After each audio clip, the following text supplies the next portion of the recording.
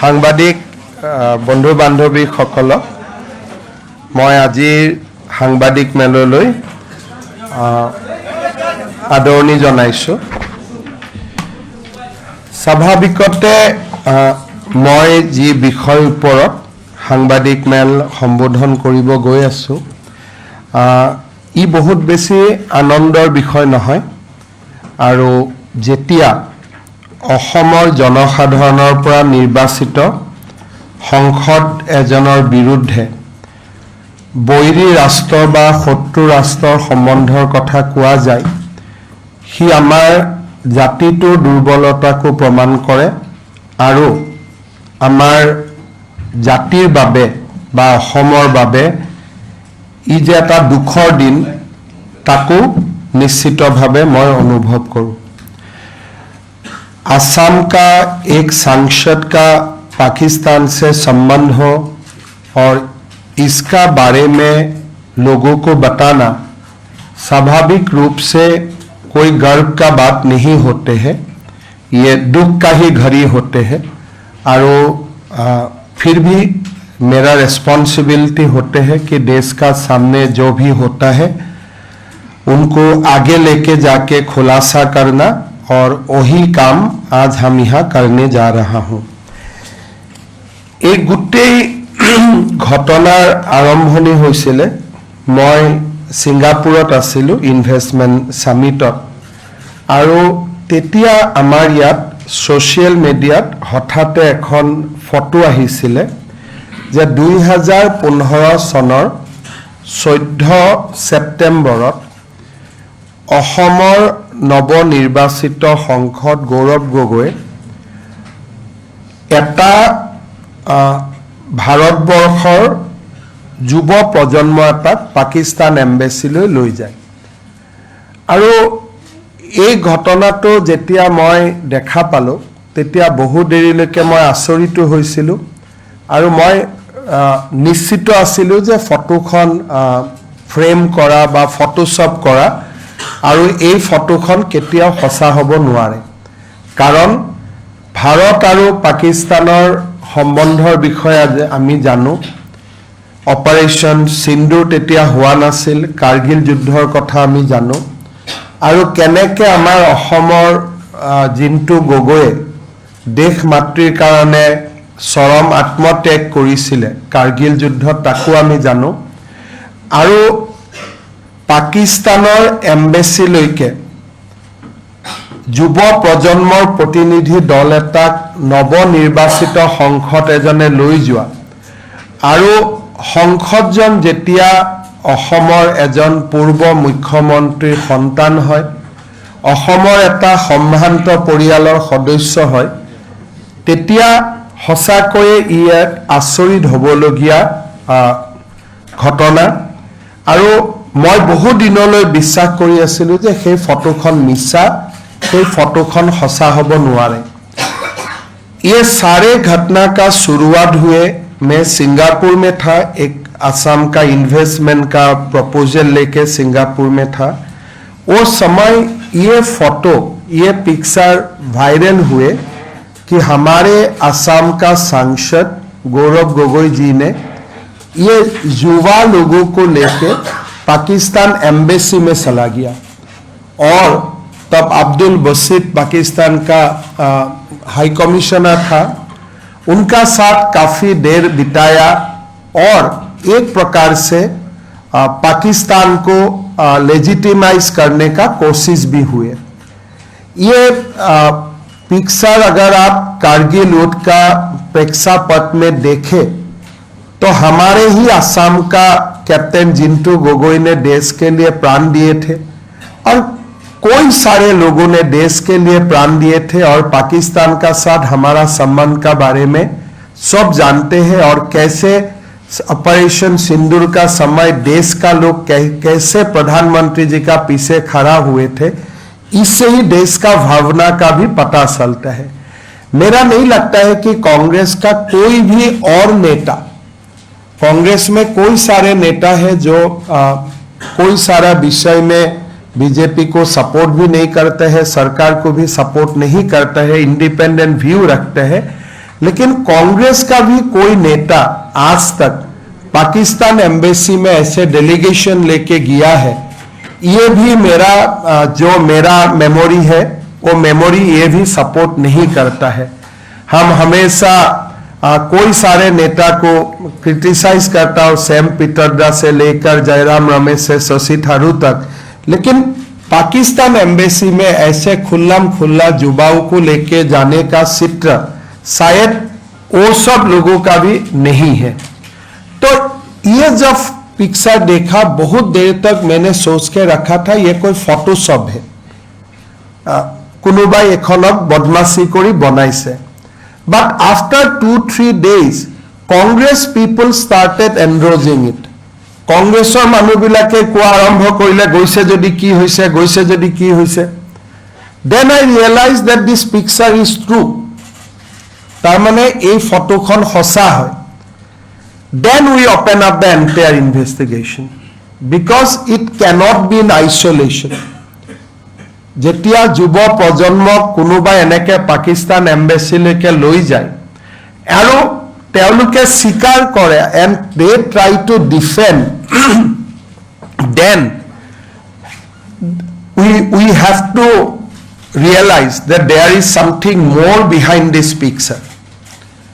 Followed by this, Abdul Basit paid a visit to Assam also, but okay, a ambassador can always come, I don't want to go on length, but followed by this picture, he came to Assam also, and that's a different story, I don't want to go through it. But jetia ei photokhon teoloke hosa buli kole aru photokhonok defend koribor karone arambho korile, then we try to lift the veil je yat ki ase, etu to eta sadharon ghotona hobo nuare, there must be something more. Then we searched and then we found that Gaurav Gogoi's wife, Elizabeth Kolban Gogoi, was working in Pakistan since March 18, 2011 to March 17, 2012. And then we searched further on different open source and social media. Then we found become more and more serious. So we just want to go through our outcome of our investigation on Ali Tokir Sheikh and his gang in entirely. This investigation was done by Assam Police SIT. A case was registered on our CID police station, and yesterday Cabinet, after going through the report, Cabinet is of the opinion that this matter should be investigated by a central agency, and we have decided to refer the matter to the Ministry of Home Affairs for further investigation, and case will be transferred to central government once we get affirmative reply from the central government. Now let us come to our submission on Ali Tokir Sheikh. I'll request people at least to come out of that cameraman hokol okonman jodi TV tur pora he. So let us go. Ami prothom Ali Tokir Sheikhor upor kom. The presentation is English, moi Ohomiyat koi goisu. Ali Tokir Sheikh কোন হয়? Ali Tokir Sheikh এজন পাকিস্তানৰ প্ৰভাৱী নাগৰিক। Ali Tokir Sheikh পাকিস্তানৰ planning কমিশনৰ উপদেষ্টা আছিলে আৰু আমাৰ ইনভেষ্টিগেশ্যনে প্ৰমাণ কৰে যে তেওঁ পাকিস্তান সামৰিক বাহিনীৰ অত্যন্ত নিকটৰ। তেওঁৰ ৰেচিডেন্সিয়েল এড্ৰেছ হ'ল ইছলামাবাদ। ইয়াতে আমাৰ তেওঁৰ ওপৰত চেণ্ট্ৰেল এলিগেশ্যনটো হ'ল যে তেওঁ ভাৰতৰ আভ্যন্তৰীণ বিষয়ত হস্তক্ষেপ কৰি ভাৰতবৰ্ষখনক অশান্ত কৰাৰ এটা ষড়যন্ত্ৰ ৰচনা কৰিছিল। Now how Ali Tokir Sheikh বা Ali Tokir Sheikh এই গোটেই ইনভেষ্টিগেশ্যনটোত কেনেকৈ সোমাই পৰিলে Ali Tokir Sheikh is the CEO of Lead Pakistan. Lead Pakistan নামৰ অৰ্গেনাইজেশ্যন এটাৰ তেওঁ চিফ এক্সিকিউটিভ অফিচাৰ আৰু climate and development knowledge network CDKNৰ তেওঁ এছিয়ান হেড গভৰ্ণমেণ্ট অফ পাকিস্তানত তেওঁ ইভেন প্ৰাইম মিনিষ্টাৰে যিবিলাক কমিটি গঠন কৰে he is a member of many committees formed by government of Pakistan, Prime Minister of Pakistan in international forum. So, Elizabeth Kolban Gogoi, তেওঁ আমেৰিকাত কাম কৰিছিলে আন্ডাৰ সিনেটৰ টম উডালি তাৰ বিষয়ে আমি কম 2011 চনত তেওঁ পাকিস্তানলৈ আহে আৰু তেওঁ লিড পাকিস্তান নামৰ অৰ্গেনাইজেশ্যনটোত তেওঁ যোগদান কৰে আলী টকিৰ শেখৰ মেইন ফৰ্টেটো আছিলে যে ইণ্ডাছ ৱাটাৰ ট্ৰিটি যিখন অপাৰেশ্যন সিন্দুৰৰ পিছত গভৰ্ণমেণ্ট অফ ইণ্ডিয়াই যাক কেনচেল কৰিছিলে আলী টকিৰ Sheikh is always is of the view that Hindu জল চুক্তি পাকিস্তানৰ স্বাৰ্থত আৰু এইখন সদায় বাহাল থাকিব লাগে আৰু ভাৰতে সিন্ধু নদীৰ পানীৰ ওপৰত কেতিয়াও দাবী কৰিব নালাগে তেওঁ যেটো ক্লাইমেট একশন গ্ৰুপ আছিল লিড পাকিস্তানৰ মেজৰ ৱৰ্ক আছিল on the Indus Water Treaty and he used to advocate Pakistan's viewpoint on Indus Water Treaty globally. তেওঁ যেটো ক্লাইমেট একশনৰ যেটো মেইন কাম আছিল supporting the Indus Water Treaty. তাৰ পিছত তেওঁ ক্লাইমেট একশনৰ নামত সদায় তেওঁ পাকিস্তানৰ সমৰ্থনত আৰু ইণ্ডিয়াৰ বিৰুদ্ধে পলিটিক্যাল নেৰেটিভ সৃষ্টি কৰাৰ ওপৰত তেওঁ সদায় গুৰুত্ব দিছিল তেওঁ এনআৰসি সিএৰ সময়ত গোটেই ওয়াৰ্ল্ডতে তেওঁ কৈ ফুৰিছিল যে ইণ্ডিয়া ইজ ডিফ্ৰেঞ্চাইজিং মুছলিম যে সিএৰ নামত এনআৰসি নামত ইণ্ডিয়াই মুছলিম সকলক ভোটাধিকাৰৰ পৰা বঞ্চিত কৰিছে তেওঁ অসমৰ ওপৰত তেওঁৰ উদ্দেশ্য আছিল he writes a lot of social media posts article on Assam আৰু তেওঁ কৈছিল যে পাকিস্তান আৰু বাংলাদেশৰ অসমৰ ওপৰত অধিকাৰ আছে because this is a unfinished agenda of partition Ali টকিৰ শেখৰ যেটো ভিউ পইণ্ট আছিল demands Pakistan Bangladesh shared view and response on Assam Muslim population accused BJP of Hindu nationalist agenda, criticize interfaith marriage, love jihador upor jibilak amar legislation hoisil bibhinno country ta criticize korisil aru Delhi riotor samoyot teo Pradhan Mantri Modi brings another shame to India demonizing Muslim population ei dhornor teo articles আৰু social media তেওঁৰ contribution আছিল so এইটোৱে প্ৰমাণ কি কৰে যে he was never a environmentalist he was holding fort for Pakistan on Indus water treaty and other related issues of the current reason of conflict between India and Pakistan তেওঁৰ all these points were documented we will give you a paper book you will able to see those tweets see this post apnaloke nije sabo paribo and Ali Tokir Sheikh অসমৰ ওপৰত তেওঁ he was a interested party ভাৰতৰ ওপৰত interested party আৰু যি হিন্দু জল treaty যিখন কংগ্ৰেছে আমাক জাপি দিছিল ভাৰতে তাক অপাৰেশ্যন সিন্দুৰৰ সময়ত তাক আমি তাক বাতিল কৰিছিল তেওঁৰ ফেভাৰত সেইখন ট্ৰিটিৰ ফেভাৰত তেওঁ ইণ্টাৰনেশ্যনেল অপিনিয়ন ক্ৰিয়েট কৰিছিল অসমৰ ওপৰত তেওঁৰ ভিউ আছিলে ইণ্ডিয়াৰ ওপৰত ভিউ আছিলে আৰু আলী তৌকিৰ শেখৰ টুইটছবোৰ কেনেকুৱা আছিলে Bravo Gaurav and 6 others suspended from Indian Parliament by Speaker for standing up for a fellow citizen. Suspend me, but please discuss Delhi riots.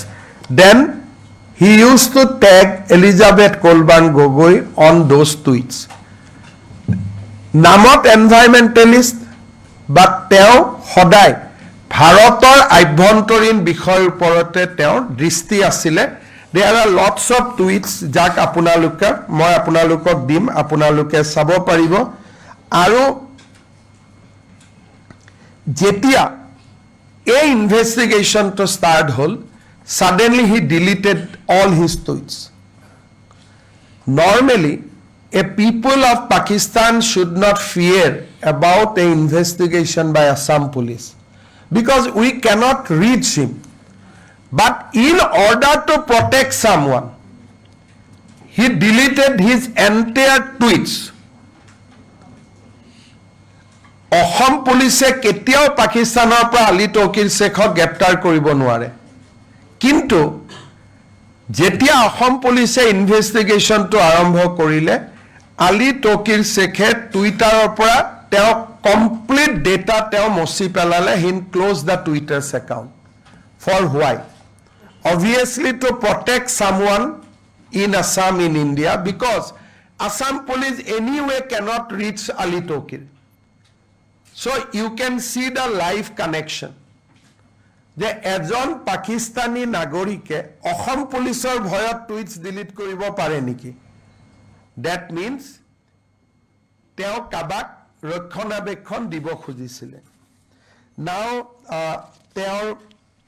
তেওঁ ইণ্ডিয়াত ফ্ৰিকুৱেণ্টলি আহিছিলে তেওঁৰ ইণ্ডিয়াৰ যিবিলাক হোষ্ট আছিলে তেওঁলোকক আমি ইনভেষ্টিগেট কৰিছিলোঁ তেওঁলোকক আমি কথা পাতিছিলোঁ Nagarajan M, Mukesh Kumar, তেওঁলোক লিড ইণ্ডিয়াৰ এমপ্লয়ী আছিলে তেওঁলোকে আমাক তেওঁলোকৰ ব্যক্তিগত অনুভূতি দিছিলে যে Ali Tauqir Sheikh held a vigorously anti-India worldview, exhibited a clear tendency to humiliate India during his visit to India, displayed behavior to belittle Indian culture.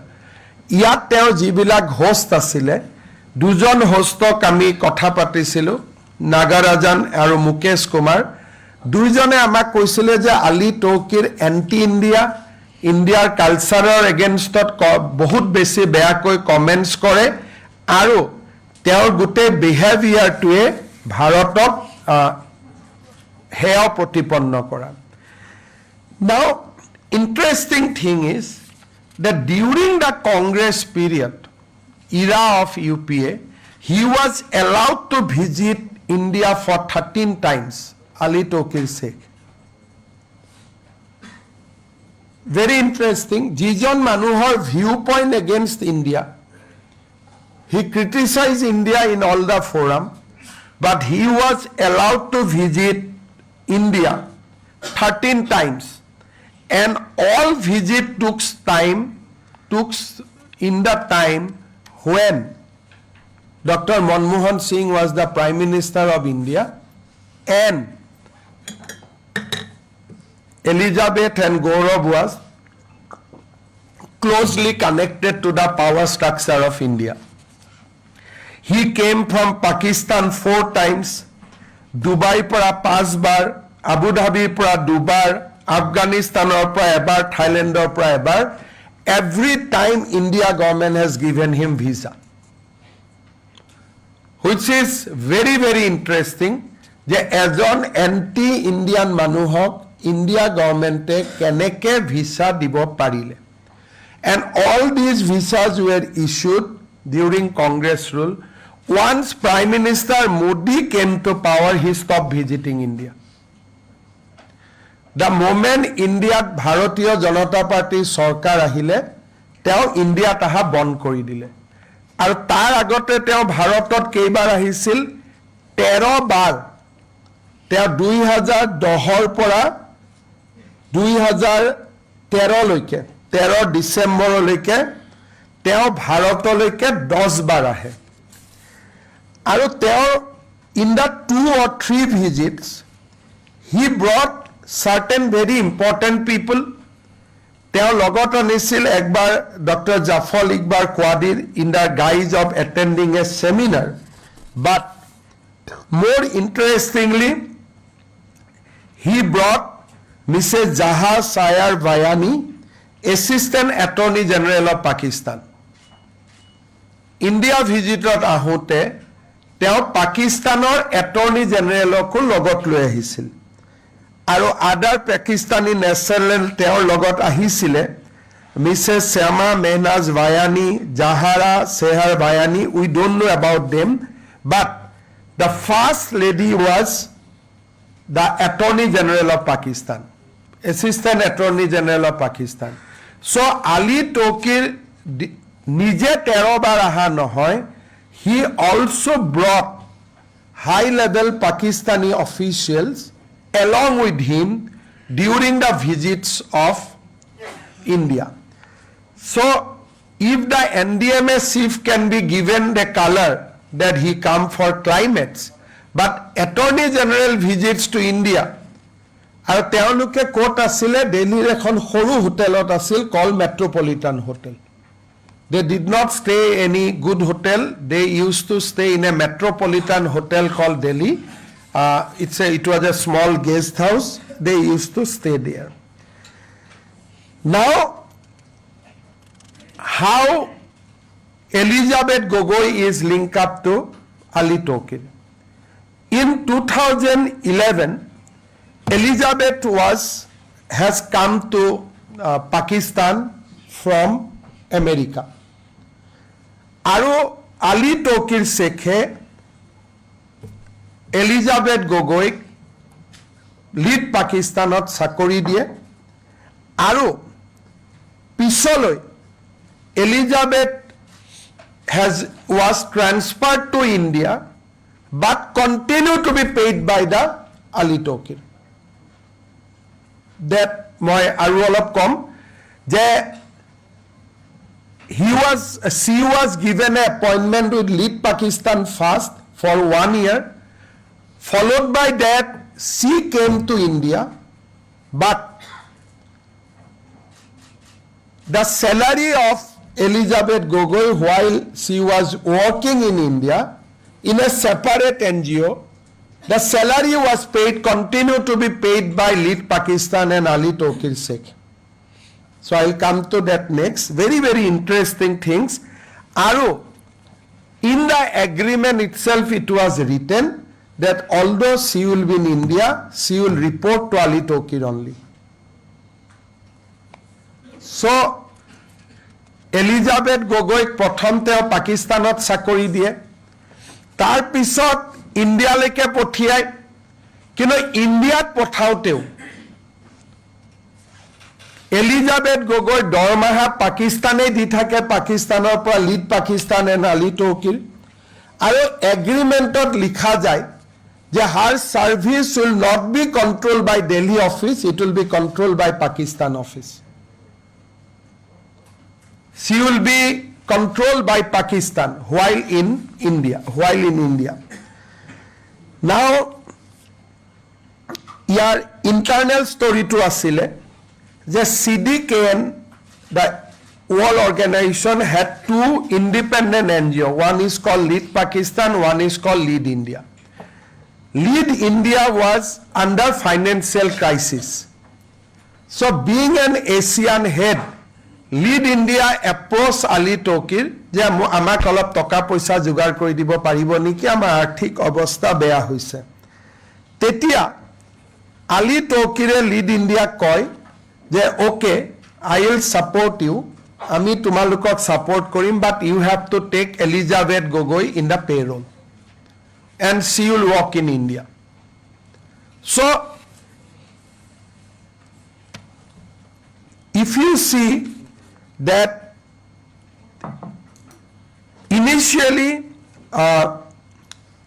when Elizabeth came to India, her entire salary control package, everything was controlled from Pakistan. আৰু ভাৱনা লুথ্ৰা যিগৰাকী lead ইণ্ডিয়াৰ head তেওঁ আমাক statement দিয়ে যে as she was paid by Pakistan, lead Pakistan, I did not have any control over her. The boss, যেনেকুৱা আপোনালোকৰ পেপাৰৰ এডিটৰজনৰ ওচৰত আমি জইন কৰিলোঁ, এডিটৰজনে আমাক ষ্টেটমেণ্ট দিছে যে যিহেতু তেওঁৰ দৰমহাটো পাকিস্তানৰ পৰা আহে, চ' তেওঁৰ ওপৰত মোৰ কোনো কণ্ট্ৰল নাই. Then I will come to মোৰ interesting facts later on. The most important thing and the damaging thing, what Ali Tokir was doing through Elizabeth. Elizabeth used to gather various activities surrounding India, including the climate actions, the India's government response to climates, how things can be done. So she used to give reports to the Pakistan, Ali Tokir. The damaging report, August 5, 2014, Elizabeth Gogoi sent a report to her. This report is very, very important. She got information from IB, reference to secret IB reports, আৰু ক'লে যে প্ৰধানমন্ত্ৰী মোদী অহাৰ পিছত ইয়াত এতিয়া ভাৰতত climate action নচলিব. So we have to adopt a new strategy. The name of the strategy was low risk, low visibility. This was Elizabeth Gogoi's recommendation to Ali Tokir that after Prime Minister Modi came into power, the climate actions group like CDK and Lead Pakistan, Lead India will not have a field day. So we have to change the strategy. She quote IB. I don't know where from she got the IB reports. She quote IB and she says that now we have to change the strategy to low risk, low visibility, and very important thing, তেওঁ Ali Tokirok বুজালে যে now we have to bypass central government for our activity in India. Now we have to bypass central government and oversight through sub-national engagement. We'll come to the report later. তেখেতে কি ক'লে যে ভাৰতত এতিয়া মোদী আহিলে, গতিকে ভাৰত চৰকাৰৰ লগত এতিয়া আমি একো কাম নকৰোঁ, আমি চেণ্ট্ৰেল গভৰ্ণমেণ্টক বাইপাছ কৰিম আৰু মিউনিচিপালিটি ষ্টেট গভৰ্ণমেণ্টৰ লগত আমি ডিৰেক্টলি কাম কৰিম, লো ৰিস্ক লো visibility. This is Elizabeth Gogoi's 45 pages report to Pakistan, and she procured certain vital IB reports. She quote according to IB. Now, who has given her access to IB? Only she will know. But in her report, she extensively quote IB, and she recommended a strategy that low visibility, low risks, and bypass the central government. আৰু এই ৰিপৰ্টটো কাক দিছিলে? এজন পাকিস্তানী নাগৰিক Ali Tokir Sheikh. And she is the wife of a MP from Assam. This is the situation. So now, যেতিয়া Elizabeth Kolban Gogoi was working in Pakistan from 2011 to 2012, Ali Tokir ভাৰতত আহিছিল এটৰ্নি জেনেৰেলক লগত লৈ, NDMA অফিচাৰক লগত লৈ. Ali Tokir used to take Elizabeth also India along with him. So Elizabeth Kolban Gogoi visits, if you see the timeline, from July 13 to March 3, 2012, she visited 3 times from Islamabad to Delhi, accompanied by Ali Tokir Sheikh. So Ali Tokir Sheikh used to came to India, and Elizabeth is always accompanied by the Ali Tokir in his 3 visits out of 13 visits. So we have just আমি আপোনালোকক দেখুৱাইছো যে হাউ Ali Tokir and Elizabeth is a part of international conspiracy. Once you will see that 45 pages reports, when Modi came, they become settled. They said that now we cannot run like this, central government will not entertain us, so let us go to the sub-national governments. And tell report to kak diye, tell report to diye Pakistani Nagorik Elizabeth Kolban Gogoi. Now let us come to the next part of my presentation, who is Elizabeth Kolban Gogoi. Let us see. So Elizabeth Gogoi is a British citizen. By religion, she is a Christian lady. So even after marriage to Gaurav Gogoi, she maintained her British citizenship as well as her own religion, Christianity. So nothing has changed. Gaurav Gogoi biya koruar pisot Elizabeth Gogoi nijor eku porichoy eri dia nai. Tekhet etiao British citizen and teo etiao Christian dharmot বিশ্বাস কৰে. Now Elizabeth Gogoi started her professional career with Senator Tom Udali of America. Now, who is Senator Tom Udali? That is also very interesting thing. After Bin Laden was captured and killed, America stopped all financial assistance to Pakistan. Now, there was a Senate committee where Tom Udali was the member, and Tom Udali recommended that America should restart financial aid to the Pakistan. So Tom Udali is a senator, he was a senator close to Pakistan, and Elizabeth was trained initially under Senator Tom Udali. We have documents to prove that Senator Tom Udali actually received lot of election donation from George Soros Foundation. So these are on record. We have next page, I have annexed all the links. So the Tom Udali George Sorosor পৰা টকা পাইছিলে আৰু পাকিস্তানক আমেৰিকাই নিৰন্তৰ সহায় কৰি থাকিব লাগে বুলি তেওঁ ৰিপৰ্ট দিছিলে সিনেটত. বিন লাডেনক ধৰা পৰাৰ পিছত আমেৰিকাই পাকিস্তানক টকা দিয়া বন্ধ কৰিছিলে, and Senator Tom Udali restarted the financial collaboration with the Pakistan. So Elizabeth started her career with this gentleman called Tom Udali. Then let us come to her Pakistan trip. So Elizabeth joined Pakistan, lead Pakistan in March 18, 2011. March 18, 2011 tarikhe Elizabeth Kolban Gogoi came to Pakistan and joined there as a consultant. Aru jitu contract period asile, the contract period was from March 18 to March 17, 2012. 1 year contract. Teo dormaha kihot asile? Prothom 6 মাহ teo 2 lakh Pakistani toka loisile, second 2 lakh 50,000 loisile. When we confronted her that whether you had a Pakistani account, she said yes, I had a Pakistani account. We asked her whether you have closed it now. She refused to answer. So we have every reason to believe that Pakistani account is still alive. But Gaurav Gogoi in his election affidavit has not mentioned about this Pakistani account.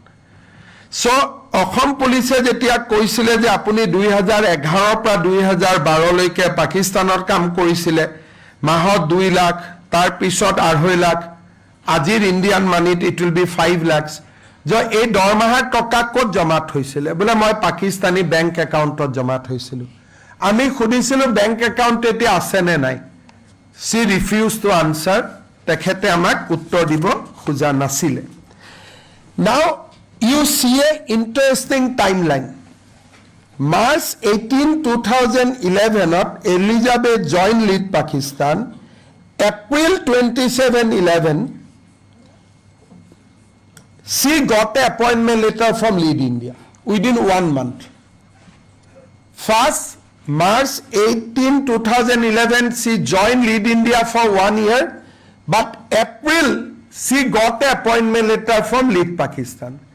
But the appointment letter is such that মই আজি appointment দিলো কিনা আপুনি join কৰিব 1 বছৰ পিছত तो lead India तक अपॉइंटमेंट दिले दे मैं आज से आपको अपॉइंटमेंट लेटर दिया हूं बट आपका ज्वाइनिंग डेट 1 साल का बाद कहीं आपने सुना है ऐसा अपॉइंटमेंट लेटर कि 1 महीना देते हैं लेकिन उनको ज्वाइनिंग टाइम 1 साल दिया गया क्यों so that she can be groom under Ali Toqeer for 1 year. She had a valid appointment letter in India, but appointment letter was a very, very interesting that you will come to India after 1 year. Now, who says they send the appointment letter? Bhavna Luthra. So we asked Bhavna Luthra, how you met Elizabeth? Well, I don't know, I just send an appointment letter. Now, Bhavna Luthra says that Elizabeth was physically in Pakistan at the signing of the contract. She signed in India and implication was laid down a preparatory timeline which we can call training also under Ali Tokir Sheikh. Ji goraki manuhe teok appointment dise Bhavna Luthra teok ketiao Elizabethok logu poa nai. She just sent the appointment letter to Islamabad. Now, appointment letter ki hol? Appointment letter diar pisot there was an agreement between Ali Tokir and Bhavna Luthra. Agreement khonot ki likhile je Elizabethor tumar tat Elizabeth ase but she will be managed by me. It is a part of the agreement. Bhavna Luthra and Ali Tokir, these are the parties. They signed the agreement saying, agreement explicitly assigned Elizabeth Calderon the responsibility to build partnership, policymaker research, civil society in India. Pakistan aro ভাৰতৰ মাজত চুক্তি হৈছে between Ali Tokir and Bhavna Luthra আৰু সেই চুক্তিৰ আধাৰত Elizabeth has been appointed in India আৰু what was the job of the Elizabeth and Bhavna Luthra আৰু সেই চুক্তিৰ আধাৰত Elizabeth has been appointed in India আৰু what was the job of the Elizabeth to enter into the civil society policy makers and researchers. The 8 tinita shreni logot Elizabeth will work.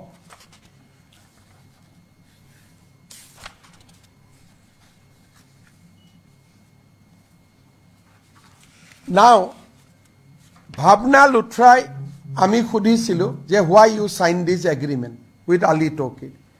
She gave us a statement. Lead India was brought under ambit of Lead Pakistan solely to facilitate Elizabeth's salary. যে এই এগ্ৰিমেণ্টখন যে হৈছিলে এই এগ্ৰিমেণ্টখনৰ মূল উদ্দেশ্য আছিল এলিজাবেথক দৰমহাটো যাতে পাকিস্তানৰ পৰা পায় second FCRA permission was mobilized by Lead India to legalize Elizabeth's salary. Elizabeth India join কৰাৰ পিছত পাকিস্তান গৈয়ে থাকিলে কেইবাৰ পাকিস্তান গল আমি দিম আকৌ she keeps on traveling to Pakistan and every Pakistan trip was sponsored by Lead Pakistan. She is an employee of Lead India but her Pakistan trip is being sponsored every time by the Lead Pakistan. Second, that as I said, that whenever Ali Tokir come to lead India office, he is always accompanied by our Elizabeth Kolban Gogoi. Now come to the main issue. Elizabeth was contracted for salary of 2.5 lakhs, but her boss Bhavna Luthra, her salary is 50,000. The boss Bhavna Luthrar statement আমাক দিছে যে মই দৰমহা 50,000 পাওঁ, কিন্তু এলিজাবেথক মই দৰমহা 2.5 লাখ দিওঁ. Now you come to the legal provision. Indian FCRA is not for foreign national. So what they were doing, lead Pakistan is sending money to lead India, then lead India is paying to Elizabeth. So to bypass the FCRA regulation, তেওঁলোকে কি কৰিলে যে just to pay salary to the Elizabeth Kolban Gogoi, lead Pakistan is sending money to lead India is paying to Elizabeth. এতিয়া Pakistanor para foreign donation is never approved in India. The crux is কোনো Pakistan NGO Indian NGO টকা দিব নোৱাৰে. This is the only one example when government of India must have allowed at that point of time before Modi came to power. This is the only occasion. Today, a Pakistan NGO, Ohomor NGO toka dibo nuare, Bharator NGO toka dibo nuare, because it is an enemy country. But for lead Pakistan and lead India to pay the salary to Elizabeth Kolban Gogoi, permission has been obtained that we will take the Pakistan donation. Probably, Home Ministry, this will be the single example when Pakistan FCRA has been agreed and to pay to a foreign national, because Elizabeth is a foreign national. The FCRA beneficiary has to be Indian. But in that case, the FCRA beneficiary become a British national and lead India act as a pass-through. That Ali Tokir has transferred the money to the lead India. Lead India was paying to Ali Tokir. These are part of the agreement. Agreement said that तुम हमें पैसा देगा, हम इसको तनख्वाह देगा. This is the in the appointment letter itself ये लिखा हुआ है कि your appointment is subject to we getting money from CDKN and Lead Pakistan. ऐसा now you see Bhavna Luthra says that she was devoid of any specific guideline, deliberately concealed connection to, and now says her salary was entirely funded and channeled through Lead Pakistan. So MP Egorakir, by now she become wife of the Gaurav Gogoi. Gaurav Gogoi married her on 24th September 2013. So a wife of Indian MP corporate salary পাই আছে lead Pakistanor পৰা. Lead Pakistanor head কোন Ali Tokir, and entire money is coming from bank account from Lead Pakistan to Lead India. Then Lead India is signing check for Elizabeth Kolban Gogoi. So you see, Lead Pakistan has given during that period only 63.48 lakhs. Total Lead India CDKN or pale total 91 lakhs, and entire amount was paid to Elizabeth Kolban Gogoi. Lead India দুই sourceor পৰা টকা পালে. Lead India total received 91 lakhs. Amount from Pakistan 63.48 lakhs, and Lead India को जो भी मिला है सारे वो एलिजाबेथ गोगोई को दे दिया है. So out of 19 lakhs, 82.41 lakhs has been paid to Elizabeth Kolban Gogoi. These are the bank account of Lead Pakistan and PwC. So Pakistan, these are the date of transaction to the Lead India. Then these are the payment details to the Elizabeth Kolban Gogoi. So Lead Pakistan is sending money and Lead India is paying to Elizabeth Kolban Gogoi. I think in Gutte Bharatot, she will be the only employee who was receiving salary from Pakistan. And Bhavna Luthra admitted in her deposition that this arrangement was only to facilitate salary to Elizabeth Gogoi. Aru teo mur logot kamu nokore. There was that Lead India FCRA accounts we have given. Funding source Lead International, Lead Pakistan, Great Britain poundot receive korisil, and there was this money will be used for salary of Elizabeth Kolban Gogoi that was hide from Government of India. কি বুলি লৈছিল যে lead পাকিস্তানৰ কামৰ কাৰণে আমি পাকিস্তানৰ পৰা লিড ইণ্ডিয়াৰ কামৰ কাৰণে আমি পাকিস্তানৰ পৰা টকা লৈছো but actually it was a pass through channelizing salary of Elizabeth Kolban Gogoi that was hide from the MHA. So this is a serious violation of FCRA. যেতিয়া Elizabeth Kolban Gogoi agreement khon apuni sai, will give the copy of the agreement. The agreement has says that she will be directly under the control of the CDKN and Lead Pakistan. We can show it, no?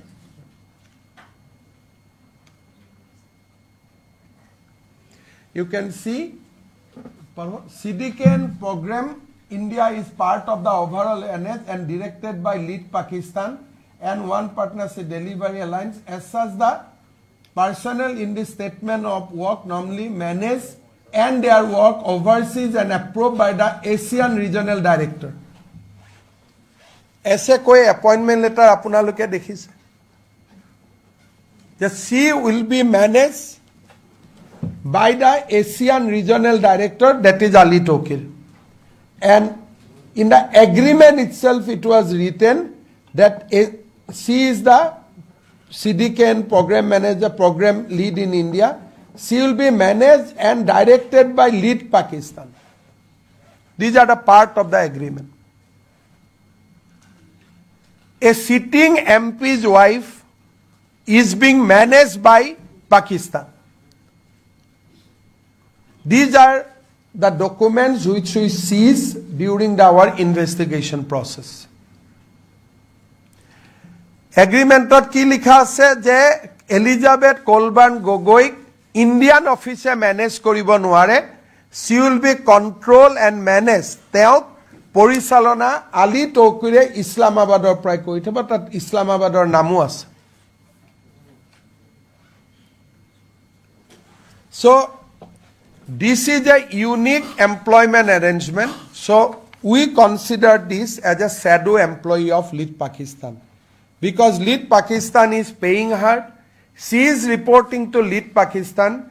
That means from 2011 she started up to 2015, these 4 years, she was managed by Pakistan. Salary came from Pakistan. And we have all the bank details. Lead Pakistane yat poisa pothua, Lead Pakistane Elizabeth Kolban Gogoi payment kora, entire things are in our possession.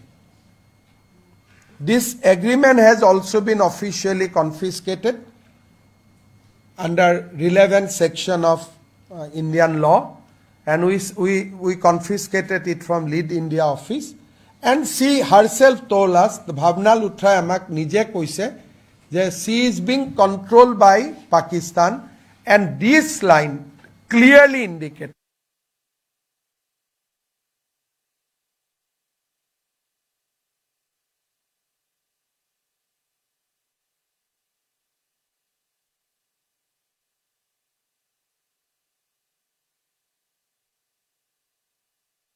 when she was working in India, she used to send confidential report to Pakistan.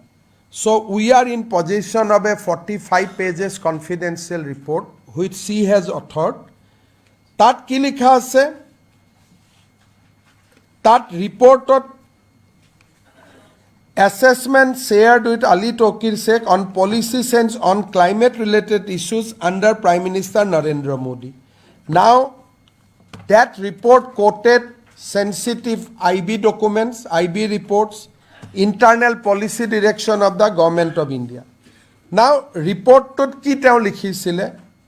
Teo koisile page 14, low risk, low visibility strategy recommended. Advocating Pakistan-based actor to maintain covert operational strategy in India to avoid detection and scrutiny. Low risk, low visibility. This was her recommendation to Ali Tokir. Second, তেওঁ Ali Tokirক কি recommend কৰিছিল? Bypass central government. যে কেন্দ্ৰীয় চৰকাৰক এতিয়া আমি bypass কৰিব লাগিব। কাৰ লগত কাম কৰিব লাগিব? যে she was of the view that now tension between state and central government will increase after Prime Minister Modi become Prime Minister of India. Making Pakistan-based actor aware about the political tension between government of India and state government with underlying recommendation to engage with state government to circumvent central oversight.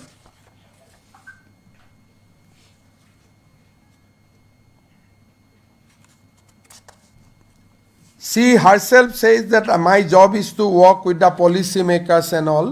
So this is her report, and we in our paper book you will get the report that her recommendation was bypass central government and work with the sub-national agencies.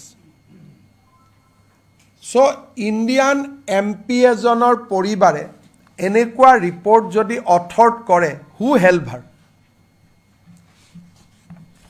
Next, let us see যে তেওঁ যেতিয়া ইণ্ডিয়াত কাম কৰিলে, পাকিস্তানৰ পৰা তো ইণ্ডিয়াত আহিলে। নাও এতিয়া আমি দেখা পাওঁ যে she visited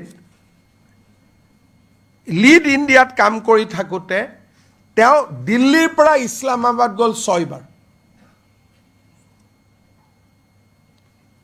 She has traveled from Islamabad to India 3 times when she was working with Lead Pakistan. But when she was working with Lead India, 6 বাৰ তেওঁ ইছলামাবাদ গৈছে। আৰু যেতিয়া চাকৰি বদলালে, অক্সফোৰ্ড পলিসি ম্যানেজমেন্ট এটা বেলেগ এটা অৰ্গানাইজেশনত সোমালে, that time she visited 3 times. So 9 বাৰ ভাৰত আৰু পাকিস্তানৰ মাজত আৰু 3 বাৰ পাকিস্তান থাকোতে ভাৰত। আৰু যেতিয়াই তেওঁ যায় তেখেতে এয়াৰপোৰ্টে দি নাযায়, she always use the Atari border. He used to cross Pakistan, probably to make it low key, always through Atari.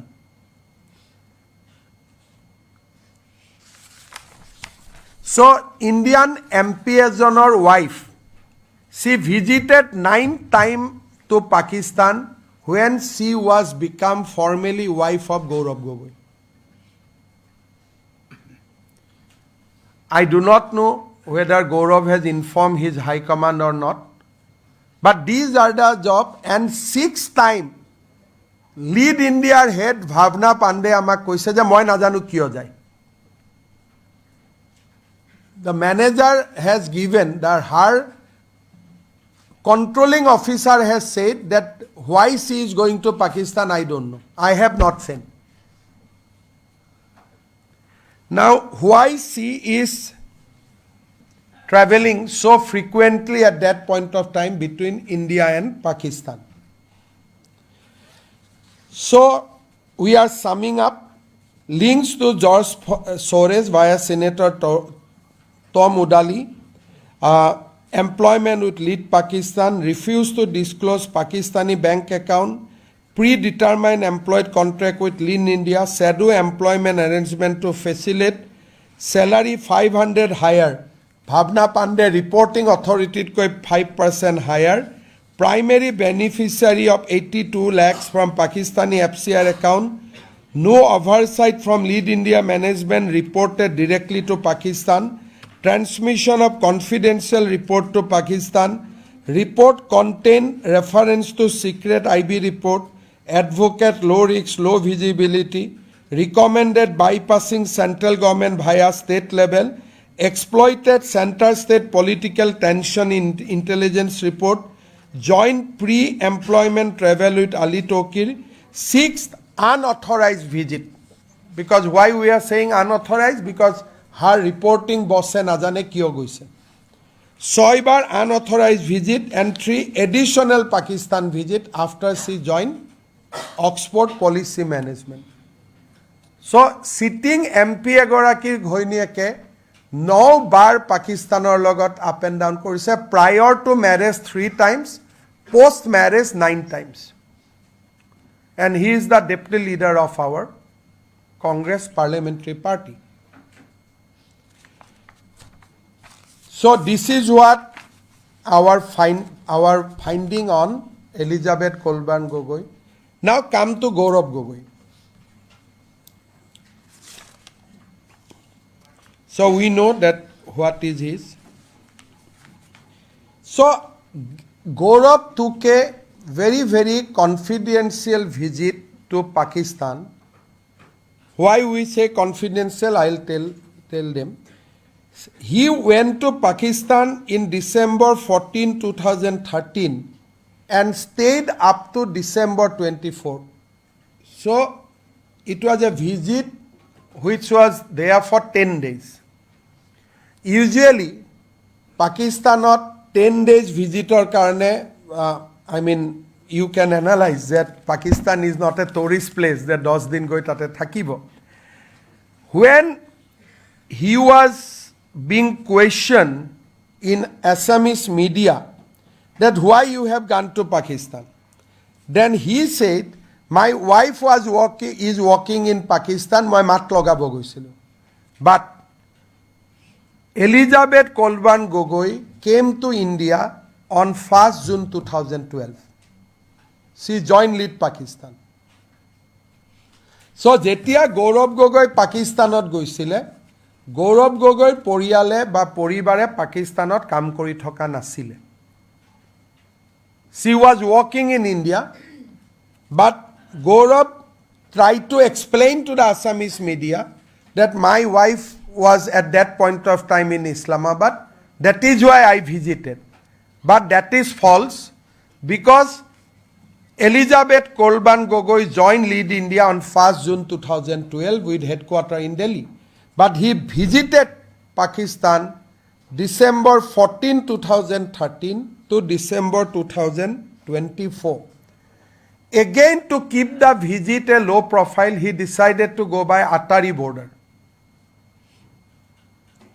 Now, Atari border di par hoy. At that point of time, Gaurav was residing in the residence of Chief Minister of Assam. That point of time, his father was Chief Minister of Assam. Assamor Mukhyamantriৰ বাসভৱনত থাকে. Definitely, it is a very, very important visit. আমি Assamor SB খুদিছিলো যে whether you have been informed. They said that we were not informed. So this was a confidential visit. Before, up to December 2013, he was active in social media. On return, December 25th, he started his social media. But that 10 days was digitally, he was silenced. He did not post any photograph of his visit to Pakistan, nothing. He was just out of radar 3 days. Now, let us come to the more important point. As you know, that there is a set of diplomatic engagement between India and Pakistan, that visa is city specific. যেতিয়া ইণ্ডিয়াৰ পৰা কোনোবা মানুহ পাকিস্তানত যাব তাৰ নিয়মটো হ'ল visa will be granted to a city and when Pakistani citizens come to India visa is given either Delhi or Mumbai. That's the standard protocol which both the country follow. There is no overall country visa. So Pakistan jabor karone Pakistan visitor karone kuno visa napabo. Lahore, Islamabad, Karachi kunoba eta jagat jabor karone visa pai jot kam ase. Teneke Pakistani manu jodi Bharatot ahe kunoba eta jagar visa pabo Delhi, Guwahati, Kolkata. He cannot go entire country. Now see their connection. Gaurav and Elizabeth traveled together on 15 December with a visa stamp which will show you.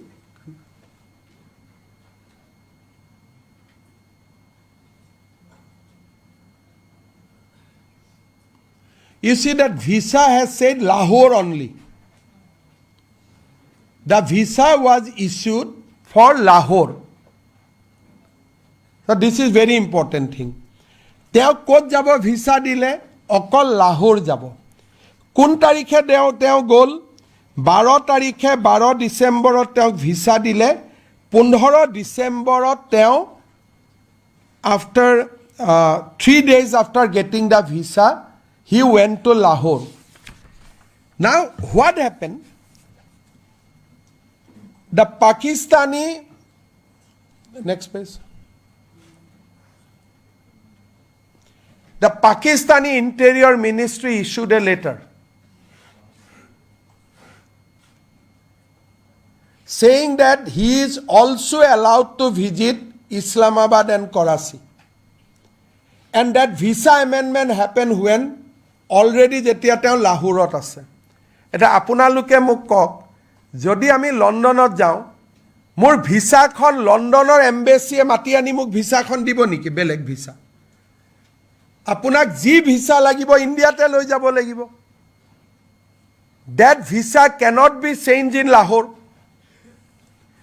Suddenly Lahore teo Lahorot goi puar pisot Interior Ministry of Pakistan has issued a letter.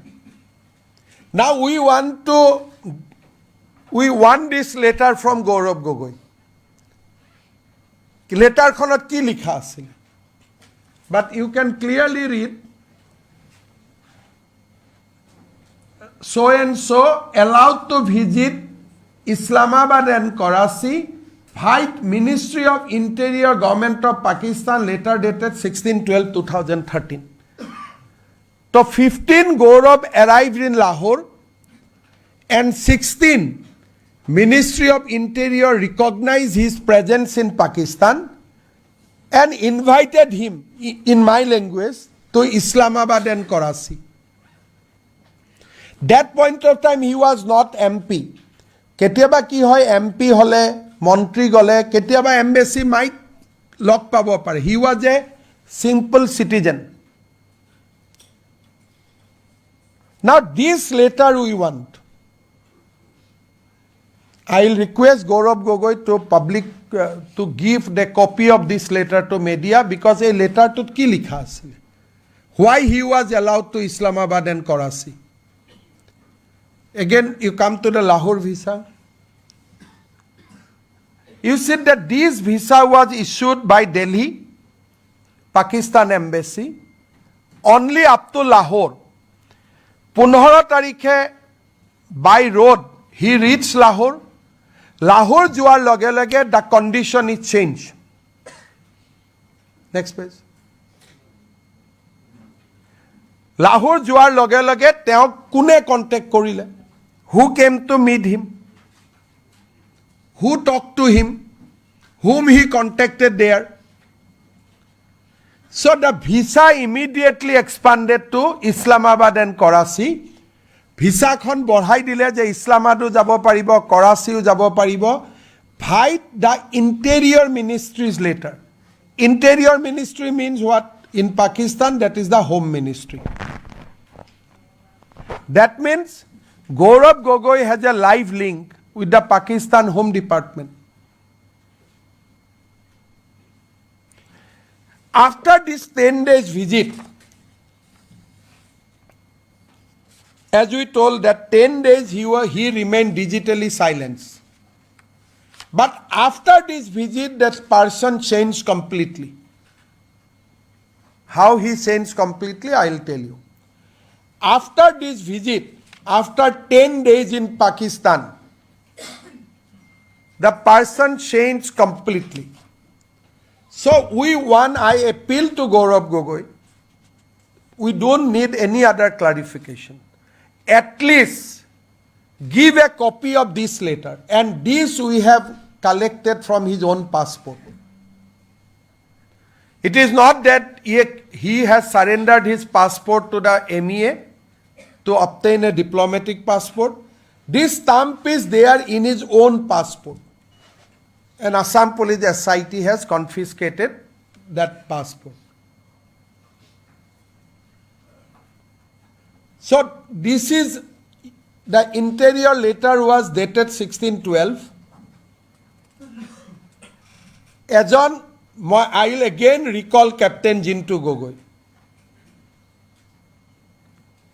Jintu Gogoi hotya kora Pakistane, why they will allow Gaurav Gogoi red carpet?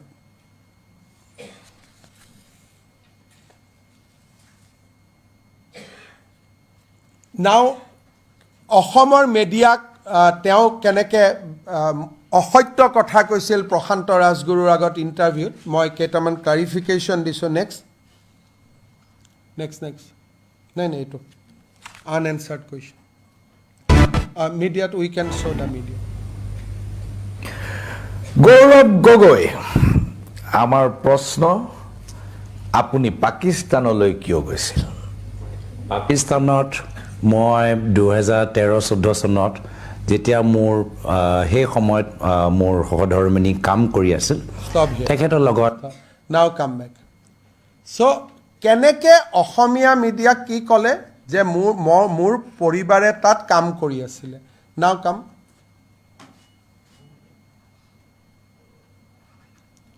So' unanswered question, unanswered. Gaurav Gogoi visited Pakistan 21 months after Elizabeth left her Pakistan's assignment. আর প্রশান্ত রাজগুরু কি কলে যে মোৰ wife পাকিস্তানত আছিল? কথাটো এনেকুৱা easy কৰি দিলে যে মোৰ ওয়াইফ পাকিস্তানত আছিল কাৰণে মই লক কৰিব গৈছিলোঁ। Her wife joined India 1st June 2012 and she visited Pakistan. They visited Pakistan again on 16/12/2013.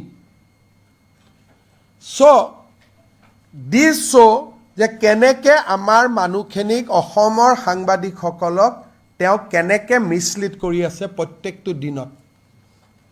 So now we want that letter. আমি we grill Elizabeth Gogoi. We ask Elizabeth Gogoi that Gaurav with whom in Pakistan? She refused to answer.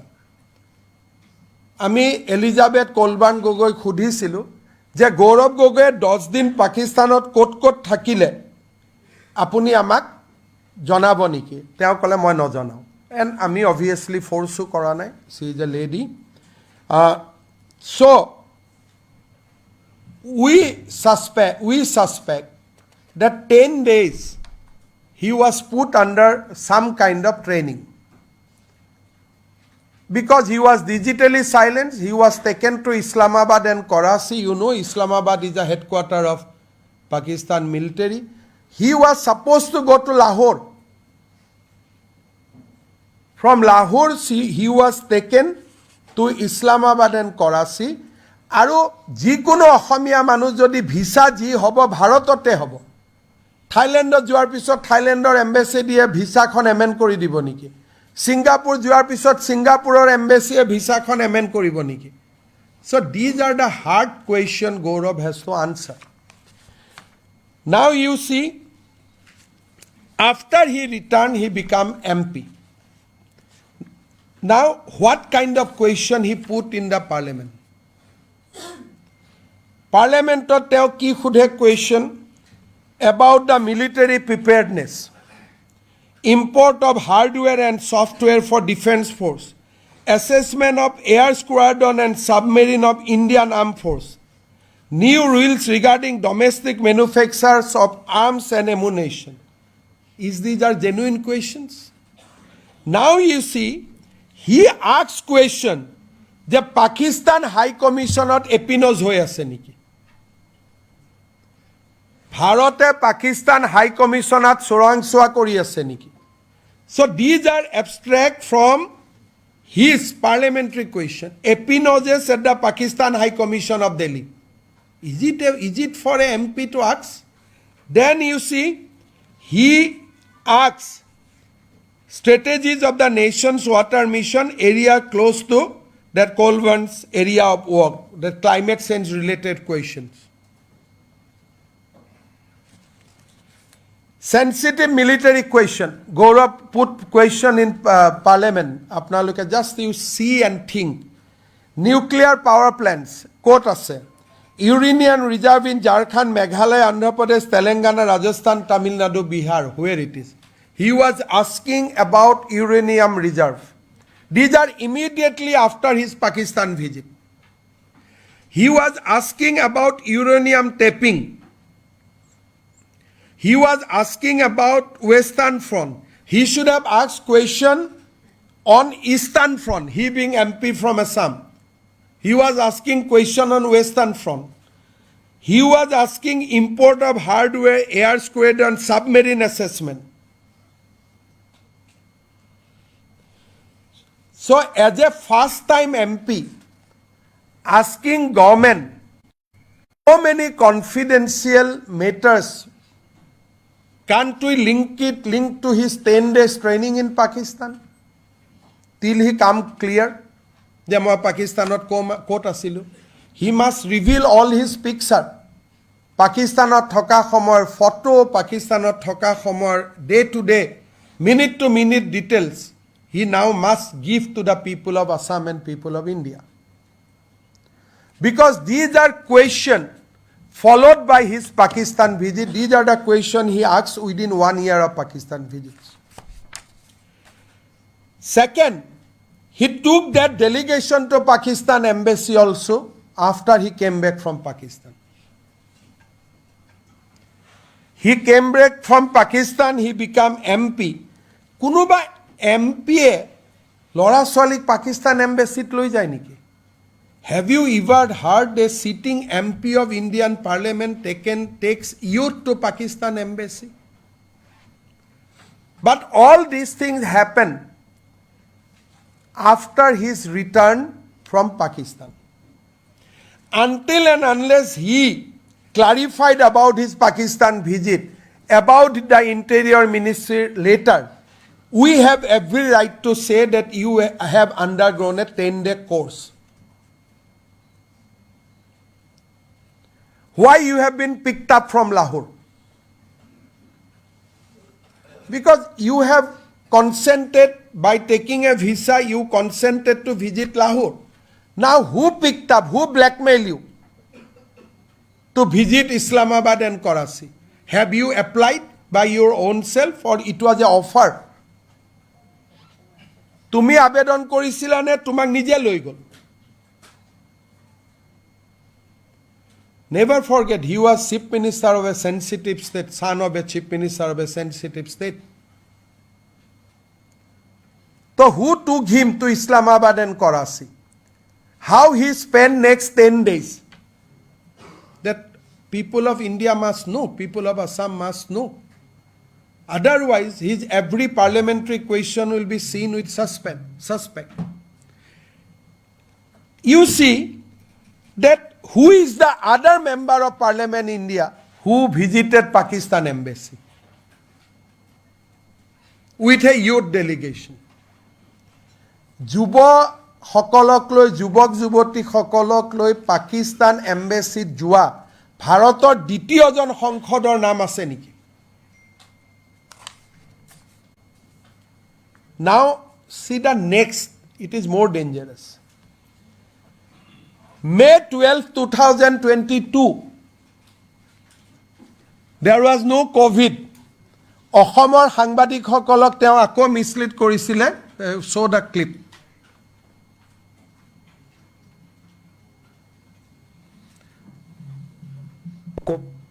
সৰু ছোৱালী জন্ম হ'ল, তাতে জন্ম হ'ল, যিহেতু কোভিডৰ সময়ত ইয়াত হস্পিটেলৰ অৱস্থা অলপ সংকটজনক স্থিতিত আছিলে, তো তাইৰো ব্ৰিটিছ পাছপৰ্ট হ'ল। আৰু ল'ৰা ছোৱালীৰ লগত অহা যোৱা কৰোঁতে যদিও মোৰ ল'ৰা দিল্লীত জন্ম হ'ল, তাৰ ইণ্ডিয়ান পাছপৰ্টটো ল'ৰা ছোৱালীৰ দায়িত্ব বেছিভাগ মাকৰ লগত থাকে।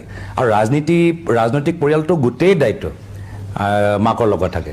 তো আমি তেখেতৰ সৰু ল'ৰা ছোৱালী আমি কৈছোঁ যে তুমি মাকৰ লগত থাকা, আহোঁতে যাওঁতে যদিও তুমি দিল্লীত পঢ়া শুনা কৰা, দিল্লীত তুমি ক্ৰিকেট বিৰাট কোহলি ভাল পোৱা, জসপ্ৰীত বুমৰাহ ভাল পোৱা, কিন্তু মাকৰ লগত থাকিলে আমাৰ এইটো সুবিধা হয়। চ' কি কৰে, মাকৰ লগত থাকিব দিলে। চ' his mother stays where? In Delhi only. But what he did, on March 12, 2022, he visited the passport office in India and surrendered his son's passport, Indian passport. Show the letter.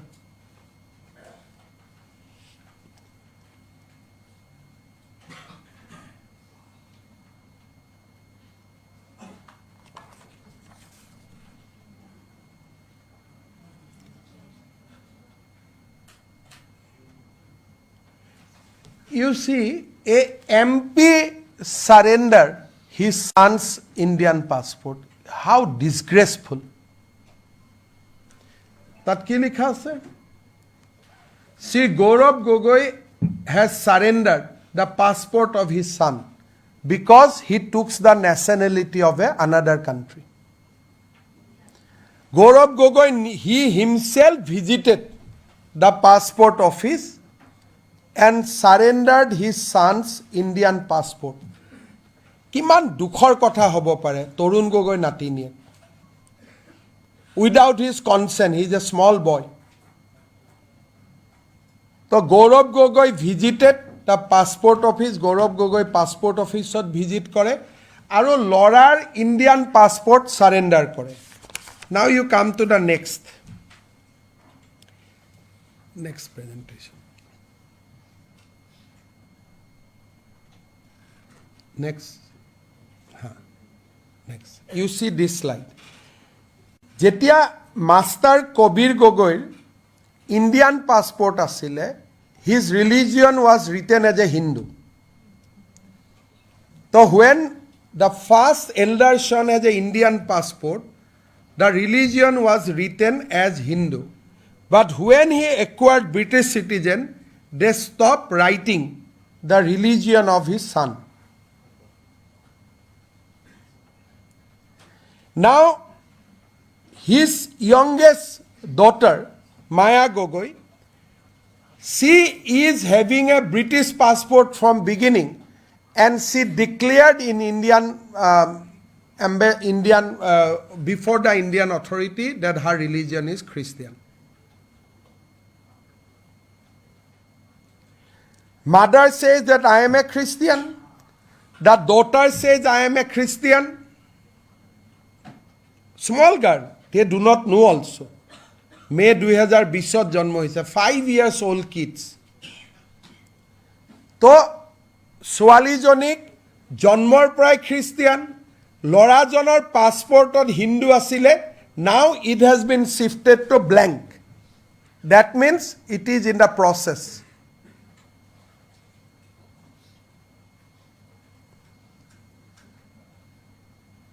So you can see the reality. And they are not 18 years. তৰুণ গগৈৰ religion তেওঁলোকৰ অধিকাৰ হয়, তৰুণ গগৈৰ nationality তেওঁলোকৰ অধিকাৰ হয়.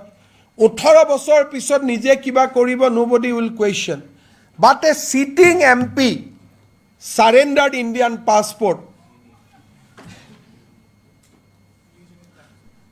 We can show you that religion blank. Agot religion Hindu asile. In the we will give you the